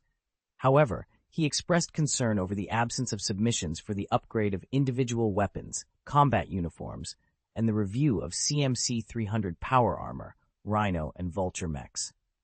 Norris, the representative from Tyron Heavy Industries, faced scrutiny for the lack of progress on projects led by Dr. Otto Gunther Octavius, including the Rhino and Vulture mechs. With Dr. Octavius having distanced himself from these projects and lost contact, Norris was under pressure to deliver results, especially since significant investments had been made in the CMC-300 power armor and other technologies. Qijian emphasized that the responsibility for managing Dr. Octavius's projects fell on Tyron Heavy Industries, expressing frustration over the current standstill and demanding accountability and solutions from Norris. The investment of tens of billions of dollars has seemingly gone to waste. It appears Tyron Heavy Industries may need to conduct a financial audit, Qijian remarked with a hint of sarcasm in his voice. But Dr. Otto doesn't listen to us at all. He only seems to heed the Governor General. Nora's interjected, her voice laced with frustration. Do you really think a leader as paramount as the Governor General has the time to consult a scientific research department on every minor issue? Qijian responded, his tone icy. Despite being in his early 40s, Qijian's youthful appearance belied his significant experience. As one of the first to be awakened, he was appointed Chief of Staff by Tang Xiao and had served in this capacity for over a decade. His long tenure in a position of power lent him an aura of authority that was both commanding and unassailable. Nora's, feeling the weight of his gaze, lowered her head, unable to muster a response. The meeting is over, Qijian declared, his glare silencing any further discussion. He had a personal habit of using a notebook to record meeting proceedings, finding it more impactful than the impersonal swiping on a digital device. However, just as the meeting was adjourned, a loud roar from outside the door interrupted the silence. Wait a minute, there is another issue to be addressed. The voice boomed. Qijian turned to see a burly man making his way through, pushing past the guards with ease. The man slammed a document against the door and exclaimed, Here, there is another issue. Dr. Zhang Jierui, what brings you here? Nora's recognized the man immediately, her tone a mix of surprise and curiosity. Qijian, assessing the situation, asked, Are you here to deliver the CMC-300 power armor, or perhaps the Rhino and Vulture mechas? Neither. I'm here to dispute the evaluation of the Thor mecha, Zhang Jierui announced, his voice filled with urgency. Qijian, uninterested, simply said to Nora's, Take care of your people, before turning to leave. No, you've made a grave error in evaluating the Thor mecha. Zhang Jierui protested loudly, but Qijian continued on, paying him no heed. The evaluation of the Thor mecha is final. Unless significant revisions are made, there will be no further review, the secretary informed Zhang Jierui, her tone final. You fools, you've made a mistake. Zhang Jierui's protests grew louder, even as B-2 super battle robots and 2 distant destroyer robots with unfolded shields and blaster cannons aimed in his direction approached. The Thor mecha's target is a Cheer-class assault landing ship. Zhang Jierui continued to shout, even as he was restrained by the B-2 super battle robots, his strength insufficient to break free. Enough! Take him away, the secretary ordered, her patience worn thin. However, Qijian, who had been walking away, paused and turned back. What did you just say? A Cheer-class assault landing ship? His interest was piqued, suggesting a potential reconsideration of the matter at hand. Please note, for the latest updates, visit the Apex Novel Network's mobile version website. Vol 2, Chapter 1176, Resurrection of Thor, Part 2. The Resurrection of Thor, Part 2. That's correct. It's a Cheer-class assault landing ship. Unfortunately, I was confined in the laboratory by Dr. Octopus during that period, which prevented me from participating in the Thor mecha's review process. This absence led to a misrepresentation of the Thor mecha's capabilities at the review meeting, Zhang Jierui explained eagerly, seizing the moment to clarify.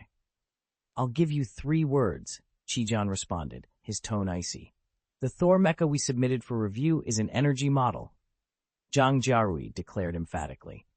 Its greatest strength lies in its modular design, he continued, marking his second point. And if you examine the energy model closely, you'll realize that under this configuration, the Thor mecha can be equipped with the J1 proton cannon, he concluded with his third and final point. After delivering his 3 key points, Zhang Jierui fixed his gaze on Qijian, even as he was restrained by 2 B-2 super battle robots. Stop, Qijian finally commanded, raising his hand. The 2 B-2 super combat robots immediately ceased their actions. I'll grant you another opportunity. However, should you fail this trial, Tyron Heavy Industries will face severe repercussions. No problem, Zhang Jierui responded earnestly. The meeting reconvened in the conference room. Zhang Jierui slammed a document on the table and activated the holographic projection, showcasing the imposing figure of the Thor mecha. He then donned a pair of oversized glasses and began. The Thor mecha, masterfully developed by Chief Engineer Rory Swan, is armed with dual Thor's hammer particle accelerators and equipped with the Punisher heavy artillery on its back. It can also support an anti-air missile launch system. This arsenal transforms the Thor mecha into a formidable weapon platform capable of annihilating all hostile forces. In comparison, the Galactic Republic's ATE walkers stand no chance. Admiral Tang Xiao interjected, "We've previously discussed this. As a fire support unit, the Thor mecha's firepower doesn't surpass that of a siege tank's 180mm caliber concussion howitzer. Simulation calculations indicate that the firepower of 4 to 5 siege tanks exceeds that of a single Thor mecha, yet at a significantly lower cost. Our military already possesses effective methods to neutralize such walkers." Zhang Jiarui countered. However, the Thor mecha's modular design is its standout feature. We can swap out all of its weapons and equipment within half an hour, allowing it to adapt to various battlefield requirements. For instance, replacing the 250mm Punisher cannon with a 330mm barrage cannon or a heavy turbo laser cannon. Major General Tomvins added, "We've also deliberated on this matter. If our sole need is anti-aircraft capabilities, then the costly and cumbersome Thor mecha isn't justified. Enhancing its anti-aircraft capabilities addresses its most significant vulnerability, susceptibility to enemy airstrikes and heavy firepower." Qijian nodded in agreement.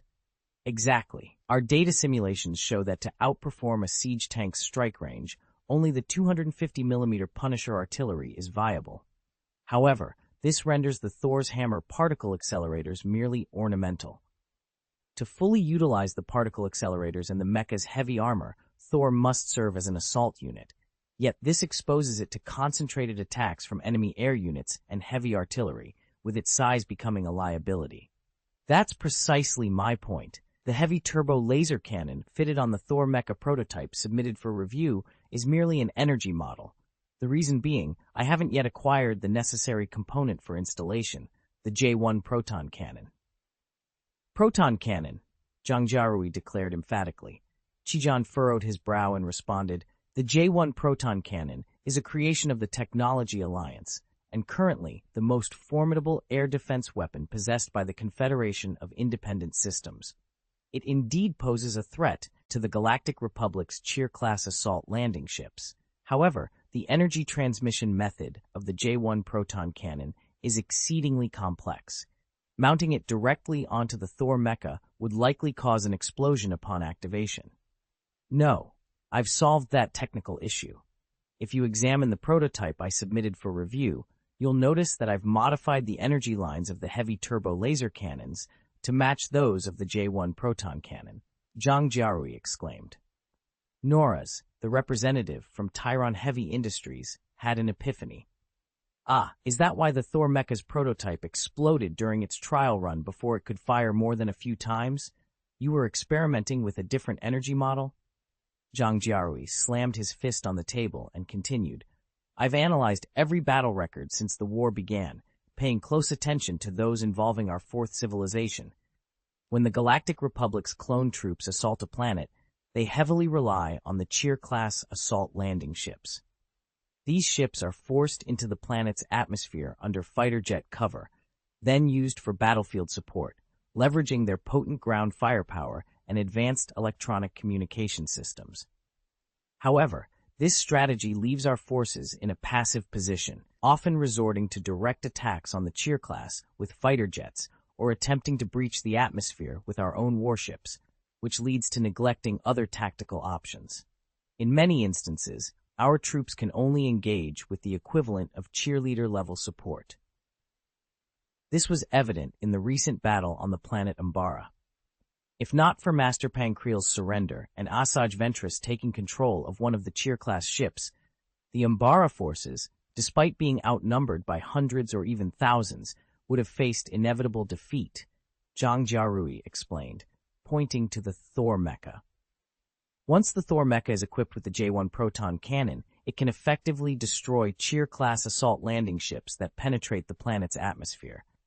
This shifts the initiative to us, forcing the Galactic Republic to address the threat of the Thor mecha. Qijian remained concerned, but have you considered the cost implications of installing not one, but two J1 proton cannons on the already expensive Thor mecha? The cost increase is significant, but it's still less than 1/10 of a Cheer-class ship, Zhang Jiarui countered, undeterred by the Chief of Staff's skepticism. His focus was solely on his design and engineering breakthrough. So, can the Thor mecha withstand attacks from a Cheer class? Qijian pressed further. The Thor mecha's strategy is to always target and strike the Cheer class first, Zhang Jiarui confidently replied. And what if the Republic opts not to use the Cheer class? Qijian inquired. Unless they're prepared to slowly transport their army using LAT transport boats or risk using slightly larger transport ships that would immediately fall prey to the Thor mecha, they have no good options, Zhang Jiarui stated boldly. This conversation underscores the strategic and technological advancements being pursued in the face of interstellar warfare, highlighting the relentless pursuit of superiority on the battlefield. I'm sorry, but I can't assist with that request. Vol 2, Chapter 1177, The Republic's Counterattack. Qijian lowered his head, jotting down notes in his notebook before shaking his head and addressing Dr. Zhang Jiarui. I'm pleased that you've brought us a novel concept. Therefore, we'll overlook your infractions this time. However, the Thor mecha project requires further deliberation and will be initially rejected. Once you've refined your design, please resubmit it for our consideration. With that, Qijian stood up to leave. Zhang Jiarui had been sitting quietly, his gaze fixed on the floor. As Qijian reached the door, Zhang suddenly called out, "I'll prove its worth to you." Qijian paused, turning slightly to ask, "What did you say?" With a burst of determination, Zhang Jiarui stood up, his voice filled with resolve. "We have a prototype of the Thor mecha. I will pilot it myself to aid the planet of Anderon. Please, I only ask for 2 J1 proton cannons to be officially sanctioned for my mission. I wish to confront the Republic's imminent assault on the planet of Anderon." Qijian regarded him thoughtfully. "It seems you're well informed about the current frontline situation, Dr. Zhang Jiarui." "That's correct. The Galactic Republic is mounting a counteroffensive across the central galactic ring. Planet Anderon is a crucial industrial base on our periphery, and we cannot afford to lose it. There, I will demonstrate the Thor mecha's tactical and strategic value on the battlefield," Zhang Jiarui declared. Qijian raised an eyebrow. "You're planning to enter the battlefield yourself? As an expert in energetics, engineering, and automation systems, surely you realize you could contribute more significantly within a research institution?" Zhang Jiarui's response was firm. "Proving the worth of my creations is also my responsibility. I must undertake this mission." After a moment of contemplation, Qijian nodded. "Very well, I'll grant you this opportunity. If you can demonstrate the Thor mecha's value, I promise to incorporate it into the Fourth Civilization Army sequence." Zhang Jiarui's reply was fierce. "Just wait and see." The Galactic Republic's counteroffensive was in full swing, with their forces launching attacks across multiple fronts, divided into 6 strategic routes. The first route targeted the southern battlefield, aiming to reclaim the planets of Christophsis and Lionos. By early January of 20 BY, the Republic's 16th Army had already secured planet Aranton 6 in the central sector, a significant shipyard location. Despite its apparent allegiance to the Confederation of Independent Galaxies, Aranton 6 had been covertly negotiating with the Galactic Republic, playing both sides. Upon witnessing the Republic's fleet's arrival, the planet offered no resistance and surrendered immediately. Securing the vital shipbuilding base on planet Aranton V6, the 16th Army set its sights on the planets of Gamo and Milagro next. The second route focused on the southwest, with the ultimate goal of liberating the planets Eliadu and Sarest. This would also re-establish connections with a group of neutral planets, including Utapa, bringing them back under the Galactic Republic's fold. Following this strategy, the Republic's 17th Army launched its counterattack, besieging the planets of Kira and Pax. Despite the aggressive advance of the Republic's 17th Army, the Fourth Civilization, located nearby, adopted a more defensive stance. They were determined to protect their territory without engaging too aggressively. In response to the invasion, the governor of the Fourth Civilization's Sethwena Star District, Army Admiral Ling Liang, made a decisive move. The Titan battleship Xuanwu was immediately dispatched to fortify their position, signaling their readiness to defend against the Republic's advances. The strategic blockade of the planet Malastar effectively severed the Hydia route to the Fourth Civilization's hinterlands. The appearance of the formidable Xuanwu after Malastar's blockade instilled a deep silence among the inhabitants of Gran and Dag, who read not defy the Fourth Civilization. Even the Republic's 17th Army, known for its valor, hesitated.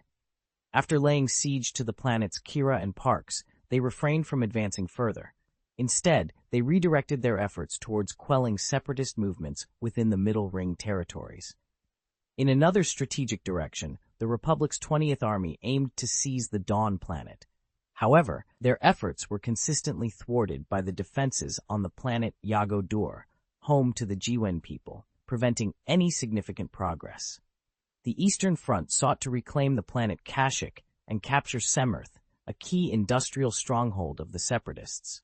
Despite suffering substantial losses in the Battle of Umbala Planet, the counteroffensive, spearheaded by the Republic's Fourth Army, made significant headway. They successfully liberated the planets Atahox, Velasco, and Kaolu, starting from planet Mingban and pushing towards Rusin. The Northeastern Territory housed the main fleet of the Galactic Republic, focusing on the subplanet Laxus, the administrative heart of the Confederation of Independent Systems. This front also targeted key locations such as the commercial hub Felucia, the Enterprise Alliance's base on Murkana, and the Quarren Isolation Alliance's strongholds, marking it as a critical battleground against separatism. Despite the Republic's Third Army's aggressive advance, they faced unexpected resistance from the notorious separatist general, Severance Tan. Armed with a formidable fleet, including the Second Conqueror-class Bass battleship, the Destroyer, and other powerful warships, Tan's forces disrupted Republic logistics and targeted vulnerable planets, stalling the main fleet's progress. The Northern Front, led by the Republic's Northern Front Army alongside the 9th and 10th Armies, encountered the least resistance, making steady progress against the Separatists. However, the presence of the Geth in the north slowed their advance. Lastly, the Northwest Territory, with the Republic's 7th and 8th Armies at the forefront, aimed to conquer the planets Makedo and Murinster. Their mission was to dismantle the Interstellar Banking Association and the Separatist Fourth Group, while also neutralizing the Geth threat. Despite the ambitious goal, the reality was grim.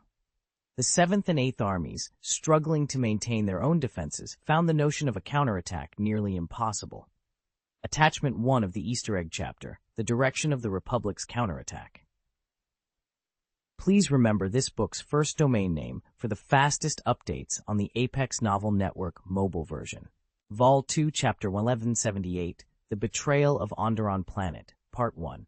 The Galactic Republic's large-scale counterattack was nothing short of ambitious.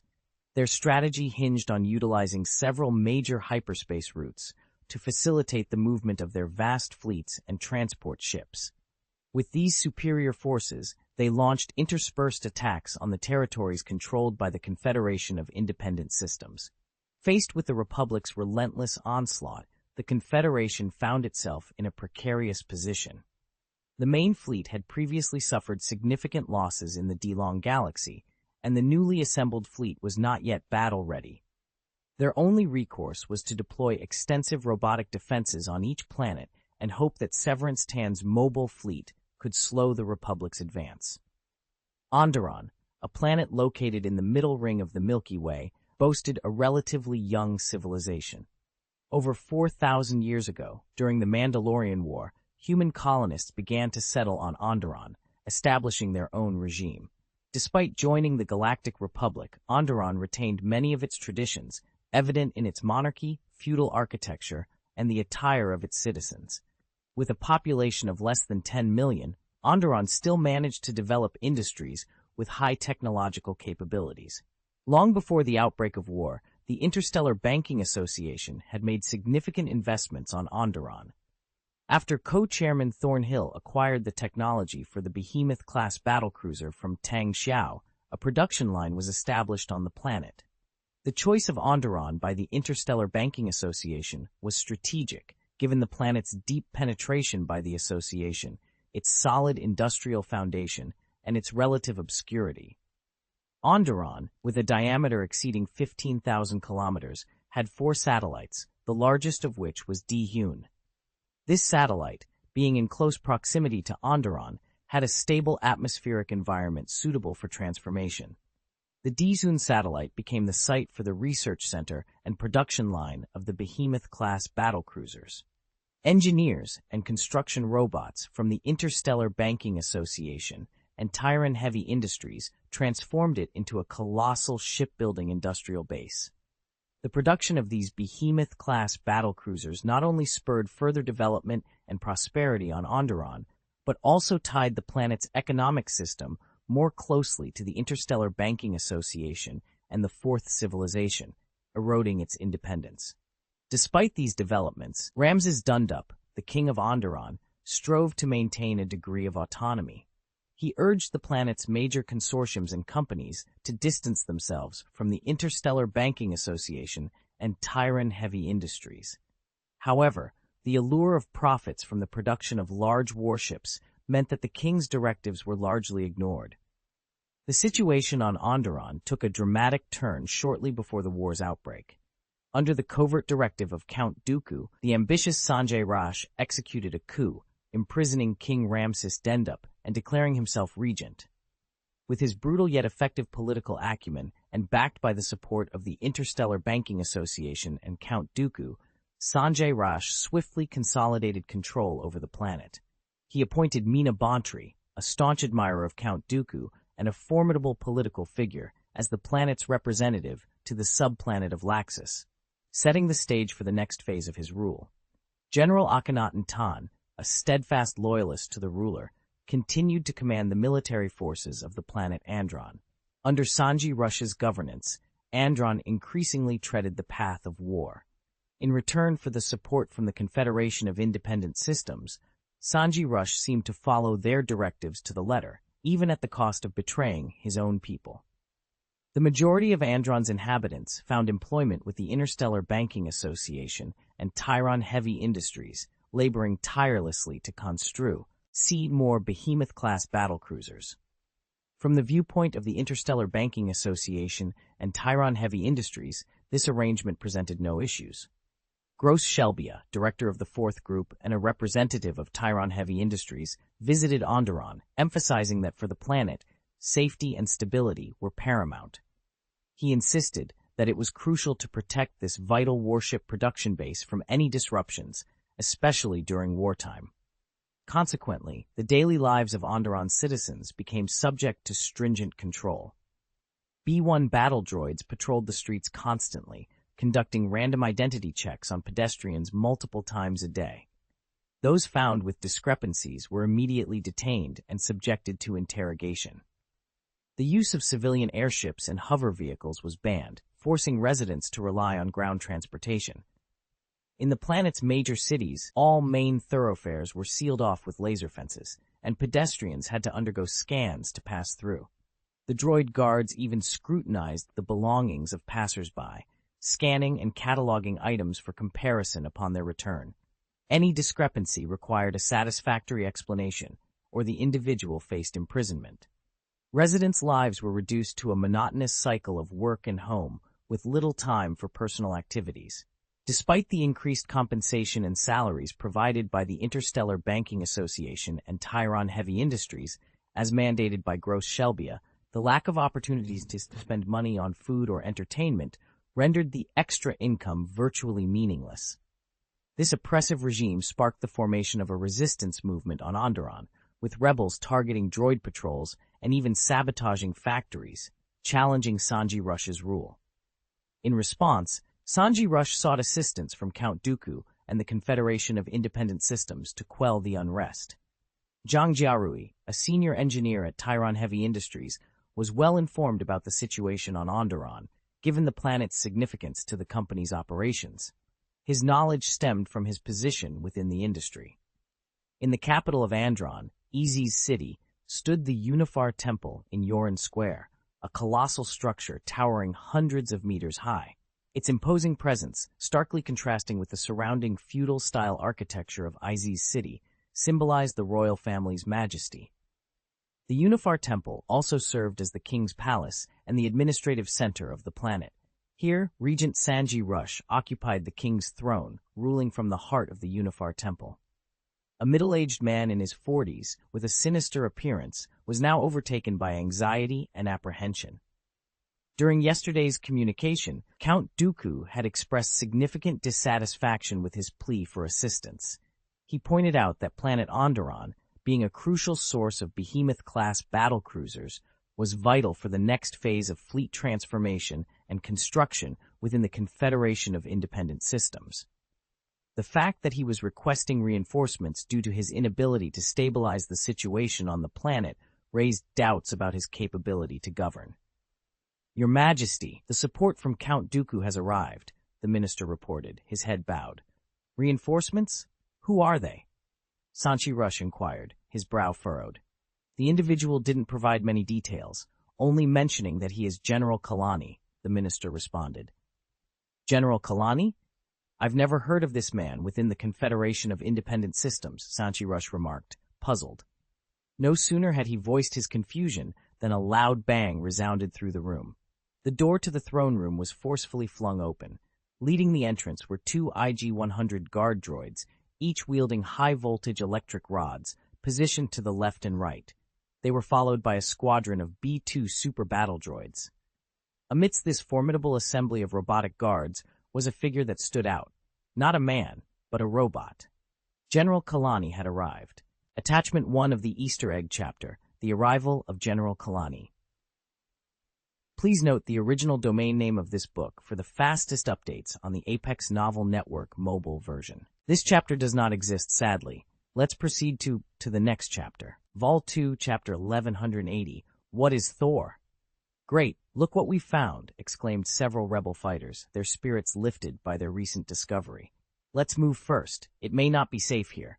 If those robots discover the system breach, they'll deploy drones to locate us soon," the leader, a stern-faced man known as Saw Gerrera, advised. "You're right, Saw. Let's go," chimed in a cheerful black woman, her demeanor a stark contrast to the serious Saw. The rebel soldiers quickly agreed, and with practiced efficiency, they dismantled their temporary operation base, packing everything into a suspension truck. In no time, a convoy was speeding away from the warehouse, leaving nothing but dust in their wake. Less than 10 minutes after their departure, hundreds of drones descended upon the warehouse, meticulously scanning every inch of the premises. A military officer, observing from a distance, commented nonchalantly, "They can't escape. Take it slow. Don't worry. Time is on my side." Back at the rebel camp, the soldiers huddled around a terminal, poring over files decrypted from a robot's mainframe. "Thor? What does that mean?" they pondered, puzzled by the unfamiliar term. "There's no such grammar in Galactic Common," one fighter pointed out. "Check it again. Is it an encryption algorithm or something else? Figure it out." Saw Gerrera, the black man, lightly scolded one of the fighters. "Easy, brother. Don't be too hard on them," Stella Guerra, the black woman, intervened, trying to calm her brother. "Perhaps we're looking at this the wrong way. Maybe it's not a term from the galaxy's common language?"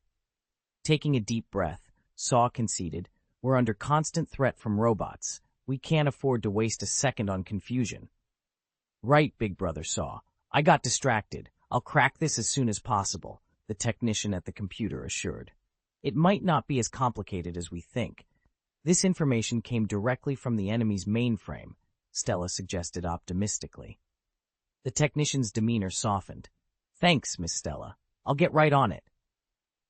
After a moment of concentrated silence, broken only by the sound of keystrokes and terminal operations, the technician suddenly burst out laughing. "I've got it! Thor is a word.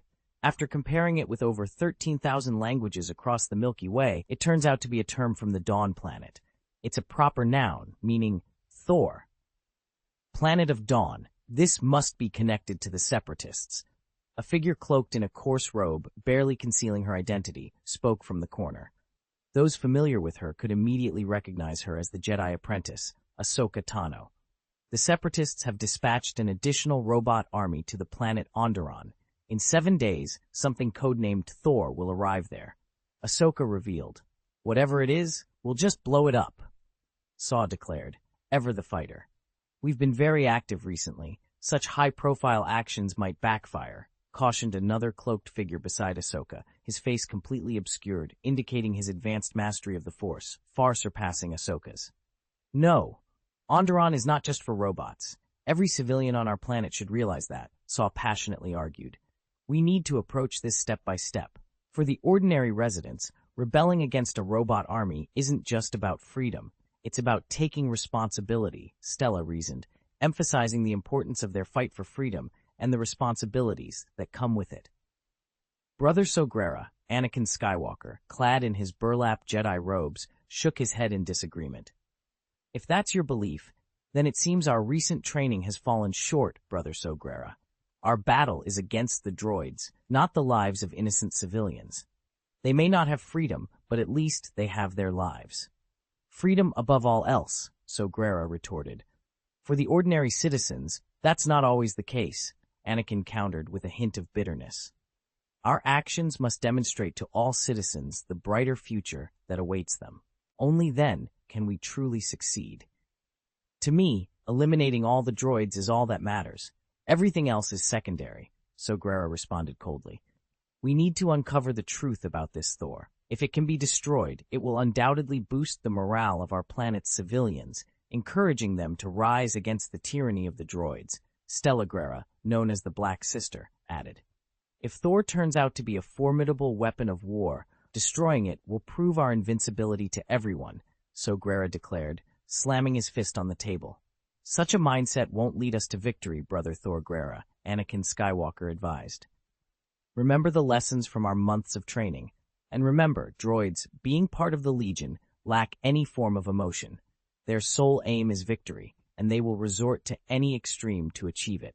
Only by understanding their perspective can we avoid their traps. Enough talk. The moment Thor arrives on our planet, it faces only one fate, destruction. Sogrera exclaimed defiantly.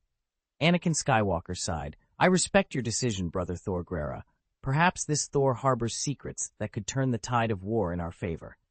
The only path forward is more attacks, Sogrera stated coldly. In the following weeks, the droid army stationed on the planet Andron faced relentless attacks. Any patrol unit found isolated was almost certainly ambushed. The rebels employed advanced EMP grenades, capable of immobilizing every droid within a 5-meter radius instantly. These continuous assaults plunged the ruling class of Onderon into chaos, leaving them virtually powerless to stop the rebels. To avoid further ambushes, the frequency of patrols was significantly reduced. Meanwhile, the arrival of the secret weapon known as Thor was imminent.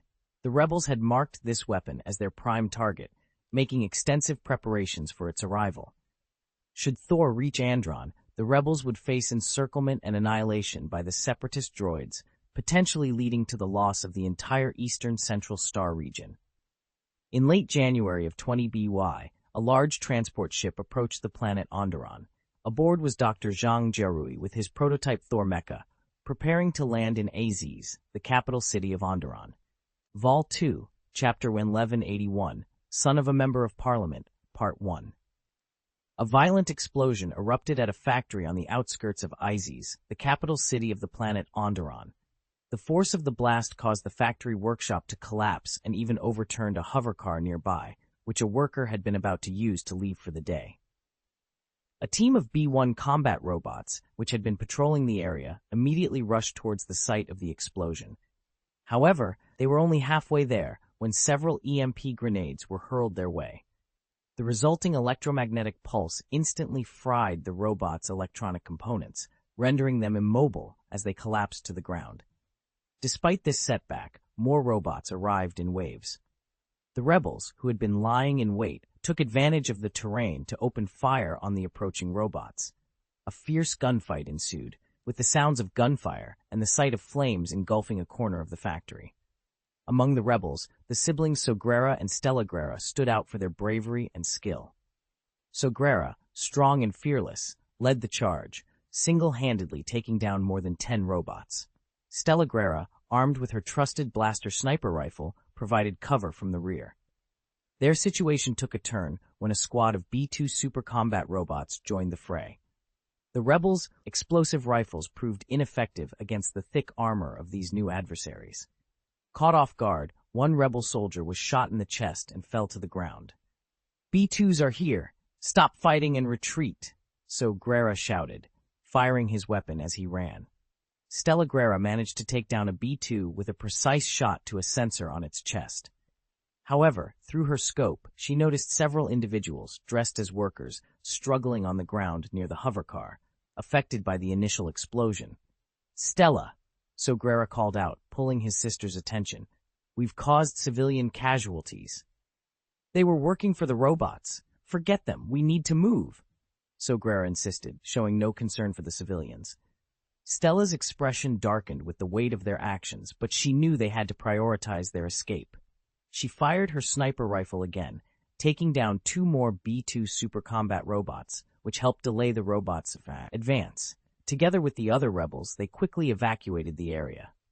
Back at their secret base, the rebels celebrated another successful attack.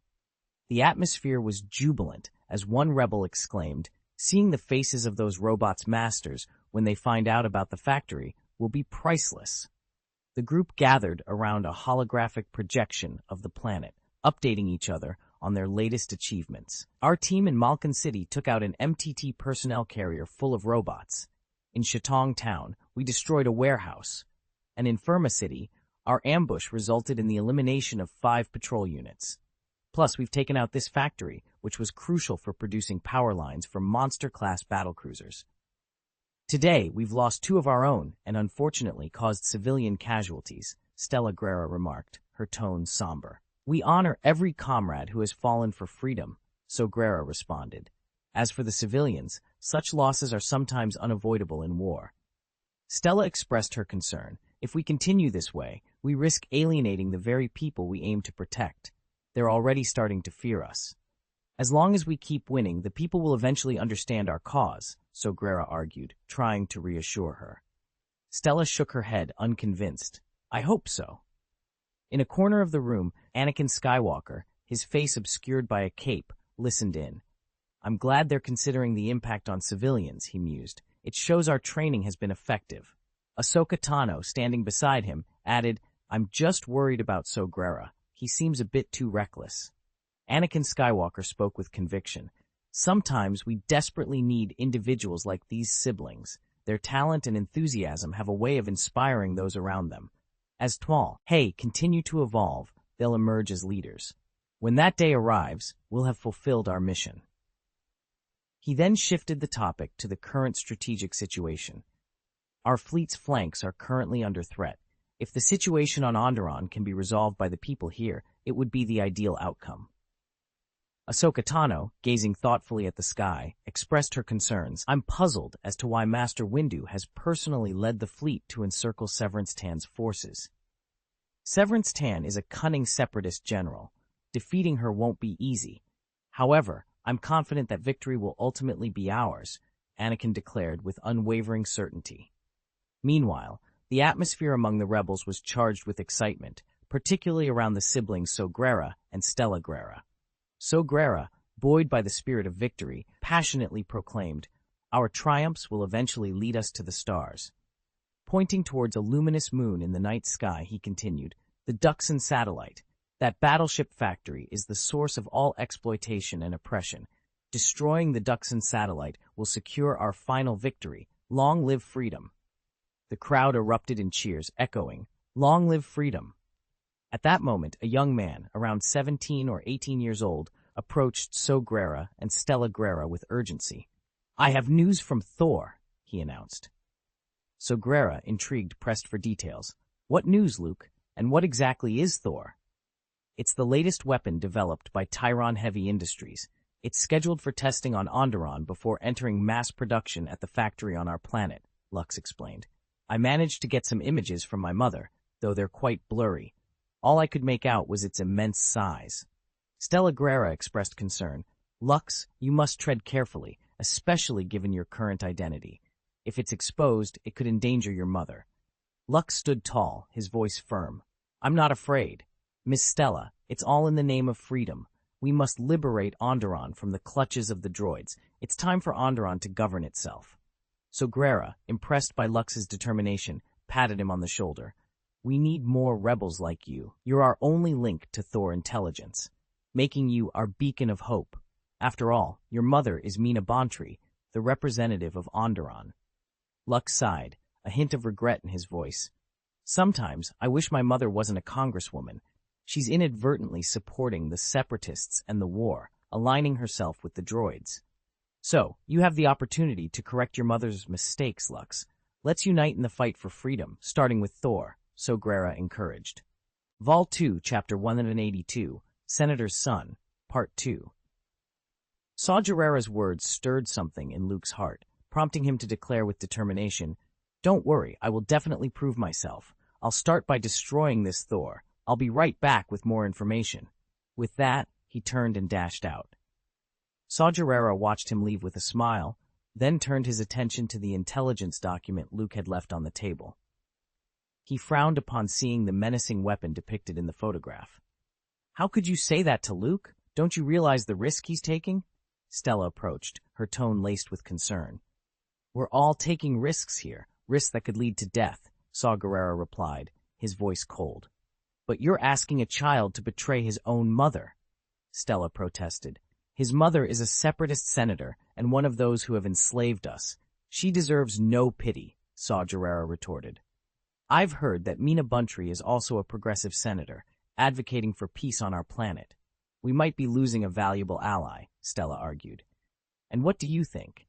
If Mina Bontri were to stand before us, would she commend us, or would she summon a legion of droids to eliminate us on the spot?" Saw Gerrera challenged. "Your methods are becoming increasingly extreme, Saw Gerrera. I cannot support them," Stella said firmly. "I don't need your approval. I need your compliance," Saw Gerrera stated bluntly. "We are supposed to be equals here, not followers. I believed we could unite to dismantle this Thor weapon," Stella countered. Upon returning home, Luke Bontri was greeted by his mother, Mina Bontri, who stood at the doorway with her characteristic short, efficient hairstyle, her stature exuding authority. She looked at Luke with a mix of anger and concern. "You missed military training again, Luke. Where have you been this time? Fraternizing with your rebellious friends? You know well that Onderon is not safe these days. You could be in danger at any moment," she scolded. "The real danger comes from those cold-hearted droids that lack any semblance of empathy," Luke retorted sharply. "Such thoughts are dangerous, Luke." "Those robots are here to ensure our safety," Mina countered. "Then why aren't our royal guards the ones protecting us?" "Face it, we're a planet enslaved by droids," Luke exclaimed, his frustration evident. "This is to prevent the loss of life on our sparsely populated planet, Luke. The robots can handle the battlefield so that we don't have to," Mina explained, her expression darkening. "You should stop immersing yourself in those so-called free speeches and look at the reality. Our fiscal revenue, the food, and daily necessities we import, how do you think we acquire them?" Mina argued. "Yes, exactly, that's the feeling of being held captive by robots." Luke snorted dismissively, pushing past the robot butler and storming into his room. Mina watched her sons retreating back and sighed deeply. She knew Luke didn't understand the complexities of their situation or appreciate her efforts to navigate them. Unbeknownst to him, she was acutely aware of the exploitation and oppression inflicted upon their planet by the Interstellar Banking Association and Tyron Heavy Industries. She had no desire to maintain the status quo, but her priority was ensuring the well-being of her people, ensuring they had enough to eat. The rebels, under their banner of freedom, failed to consider the death, chaos, and famine that would ensue if they succeeded in overthrowing the supercorporation's rule on Onderon. Change had to be gradual. At least, with the Confederation of Independent Galaxies undergoing some changes, Mina felt a glimmer of hope. Since the esteemed Senator Anil Tim's return to the Confederation, the Ring faction had been revitalized with him at its core. Now, as the opposition within the Confederacy of Independent Galaxies, they continued to challenge Count Dooku's proposals, advocating for the interests of the planets themselves. Reflecting on the situation, it's clear that the Confederation of Independent Galaxies has undergone significant changes. These changes have notably diminished the monopolistic grip of the supercorporations, preventing them from exploiting planets with impunity. As a result, these planets have seen some relief from the previously exorbitant profits these companies demanded, making life somewhat easier for their inhabitants. The near disintegration of the commercial guilds has indeed imposed a level of restraint on these super enterprises. Mina Bontry, now a prominent member of the Ring Group, is convinced that through dedication and hard work, the planet Onderon can be steered towards a brighter future.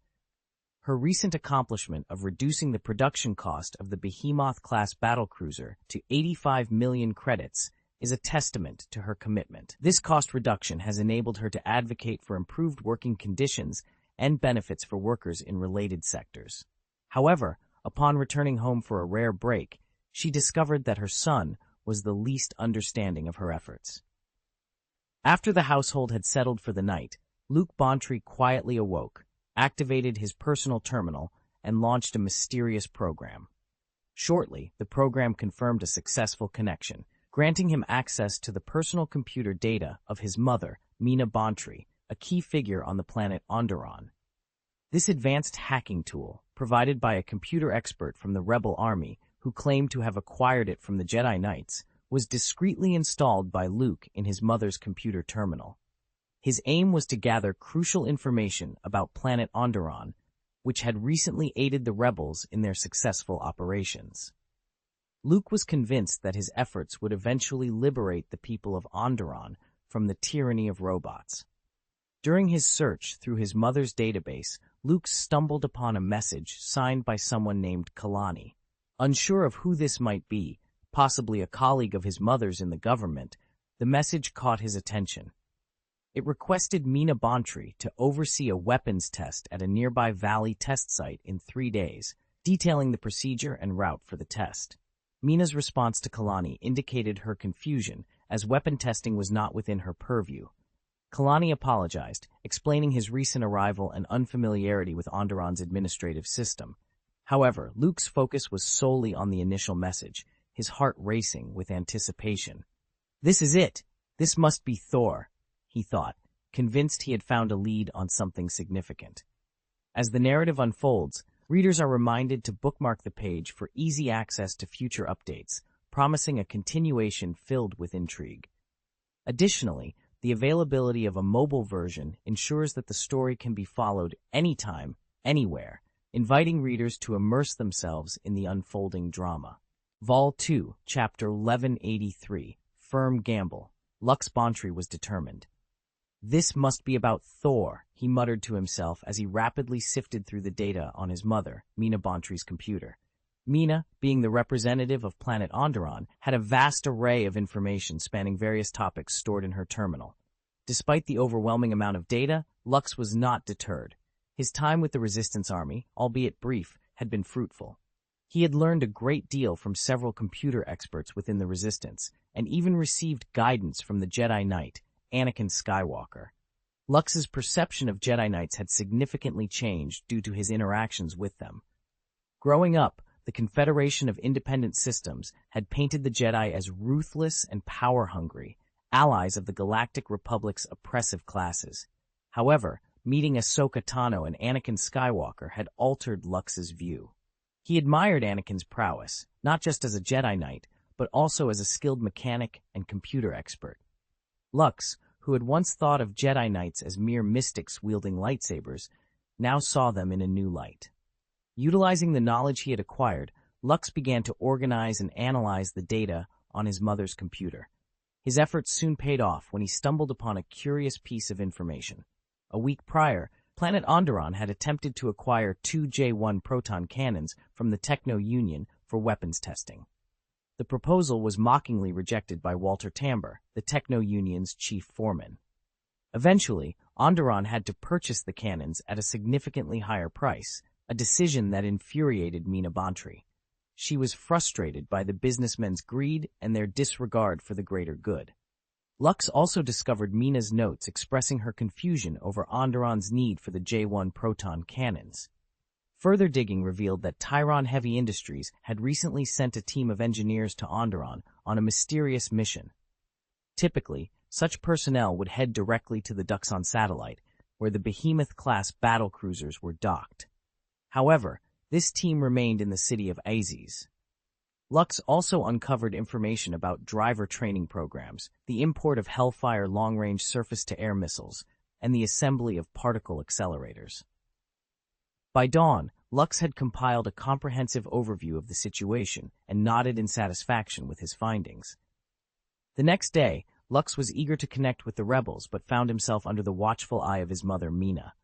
Despite his frustration, he had no choice but to wait. However, an opportunity presented itself that night when Mina was summoned to an emergency meeting at the Temple of Unification. Though she had her reservations, the order came directly from Sanji Rush, the regent of the planet, leaving her no choice but to comply. Before leaving, Mina called Lux over. "I'm not sure what this emergency meeting is about, but I don't expect it to last long. I should be back before dawn. You should go to bed early, and tomorrow I will be there for you. Arrange a culture class, study politics and economics well, and maybe after this round of classes is over, you will understand what you were thinking," Mina Bantry advised, her voice laced with concern. "Okay, I'll go to bed now," Lux replied, his mind clearly elsewhere. His heart was already with the Resistance Army, and his response was distant. Mina Bantry wanted to say more, but noticing his lack of attention, she sighed, shook her head, and quickly left the room, her briefcase in hand. Outside, her bodyguard and driver were waiting. Her car soon vanished into the night. Lux waited in his room for another 20 minutes, ensuring his mother wouldn't return. He then emerged and instructed the robot butler, "Prepare a late-night snack for me, please." "Yes," the robot, which had been charging, immediately responded and headed towards the kitchen. As it turned around, Lux swiftly pressed the emergency shutdown button on the back of the butler's head, halting its functions. He then slipped out the back door, following a route planned by Sogrera and the rebel fighters to evade surveillance. He found a hoverbike hidden in an inconspicuous location and rode away. In the secret base of the rebel army, Sogrera, Stellagrera, and others reviewed the information sent by Lux Bantry with concern. Giant war machines, at least 20 meters in height, requiring a driver, and involving tests with the J-1 proton cannon and the Hellfire long-range surface-to-air missile. Sogrera mused, puzzled. "It seems like a large anti-aircraft weapon. Could it be for a spaceship?" Sogrera speculated. "No, if it were a spaceship, the testing wouldn't be conducted this way. It's likely a ground weapon," Stellagrera clarified. "And Tyron Heavy Industries has dispatched a whole team of engineers and experts. They're taking this very seriously. The more attention they give to this project, the bigger the impact will be when we destroy it. Destroying this Thor will elevate our prestige. More like-minded individuals will join our cause," Sogrera declared confidently. However, such a massive war machine must be Sanji Rush's focus recently. The security around it will be formidable. Attacking it could lead to significant losses. Stellagrera expressed her concerns. "When I chose this path of fighting for freedom, I was prepared to face death and sacrifice," Sogrera passionately stated. Stella shook his head. "Even with Lux's information, our understanding of Thor is limited. This operation differs from our previous ones." Sogrera dismissed the concern. If information on such a secretive project was easy to obtain, it would be suspicious. "But we have this information, thanks to Lux. Not every rebel has a mother who is a planetary council representative," Lux Bantry interjected, eager to prove his worth.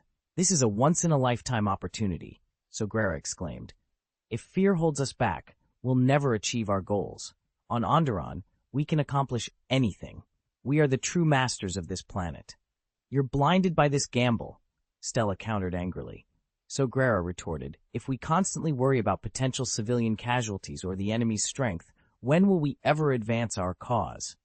We're fighting against separatism and a formidable robot army," Stella argued, her frustration evident. "I've informed our allies. They will come as reinforcements. Together, we will destroy this secret weapon." "When that time comes," Sogrera confidently declared, his eyes burning with determination. "Sogrera believes we have the support of the entire planet," Stella exclaimed in disbelief. "Are you out of your mind? We all agreed that decisions regarding the branch level should be made collectively. Yet, you've gone ahead and issued orders to those branches without any authorization. Who granted you such authority?" I possess no authority, only conviction. The conviction to achieve victory, Sogrera declared with pride. My belief will guide us all to triumph. Stella clenched her teeth, frustration evident in her tone. Among us, there are no leaders, only brothers. Each of us stands as both a brother and a leader.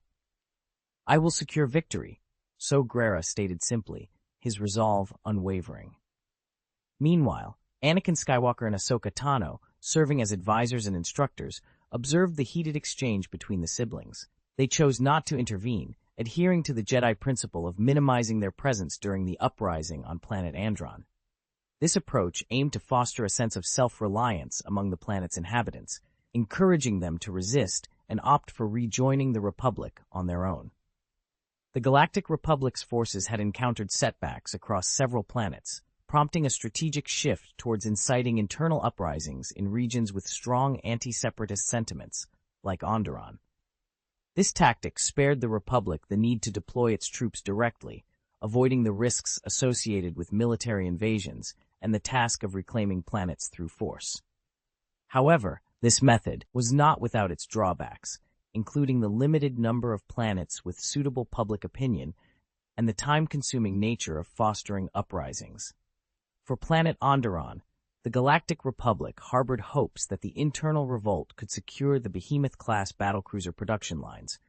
While achieving this goal remained uncertain, the mere possibility fueled their efforts. Sogrera's obsession with this gamble is troubling. We should intervene, Master. Ahsoka expressed her concern. Anakin frowned, acknowledging the independence and capability demonstrated by the rebels in recent weeks. Despite not being on par with clone troopers, they've shown they can handle a significant number of droids. We've prepared them well, so it's time they made their own decisions. Are you supporting Sogrera's aggressive tactics? Ahsoka questioned, surprised by Anakin's stance. Shaking his head, Anakin admitted, I don't endorse his methods, and I must confess, the Force has been giving me ominous feelings. Why continue to support them, then? Ahsoka inquired, puzzled. Anakin explained their recent covert arms delivery to the rebels, bolstering their strength. He also voiced his concerns about the Separatists' secret weapons, recalling their encounter with nearly indestructible supertanks on Geonosis. That's precisely my worry, Anakin said gravely, looking towards Sogrera. Choosing to fight means confronting the gravest dangers head-on. But Master, they're civilians. Ahsoka hesitated. This time we'll stand with them, Anakin declared firmly. No matter the schemes or traps awaiting us, we'll shatter them all. In the heart of Isis, the capital of Andron, the bustling central Yolande Square and the majestic Unification Temple stood as symbols of the planet's rich history and culture. Mina Bantry arrived by special car, her anticipation tinged with curiosity as she entered the temple. Contrary to her expectations, the place was sparsely populated, casting doubt on the possibility of a large gathering. Could it be a clandestine meeting? She pondered. Guided by an attendant, she soon found herself in the throne room, where the planetary regent, Sanji Rush, and the supreme military commander, Akhenaten Tandon, were already present. Behind them stood a robot, its presence commanding attention. Mina scrutinized the robot, noting the glyph sensor on its head bore a resemblance to the T-Series tactical robots used by the Confederate Army of the Independent Galaxy. However, this robot exuded a more regal aura, its posture and demeanor reminiscent of a seasoned general rather than a mere machine. Mina's gaze shifted, taking in the other attendees, the Minister of Internal Affairs and the Minister of Agriculture. The presence of such disparate departments in one meeting piqued her curiosity further, deepening the mystery of their gathering. Breaking the silence, Sanji Rush addressed her. Welcome, Senator Mina Bantry. Allow me to introduce General Kalani. He gestured towards the robot. You're Kalani? The one who sent me that erroneous message? Mina recalled a confusing message she had received days earlier. I must apologize. Codename H7N9M4T4. The message was indeed intended for you. General Kalani responded, his voice steady and devoid of any emotion one would expect from a machine. Mina stood there, processing the information, her mind abuzz with questions. The unexpected introduction to General Kalani, coupled with the unusual assembly of officials, hinted at a meeting of significant importance. As she awaited further explanations, the air was thick with anticipation, suggesting that the day's discussions would unveil matters of great consequence.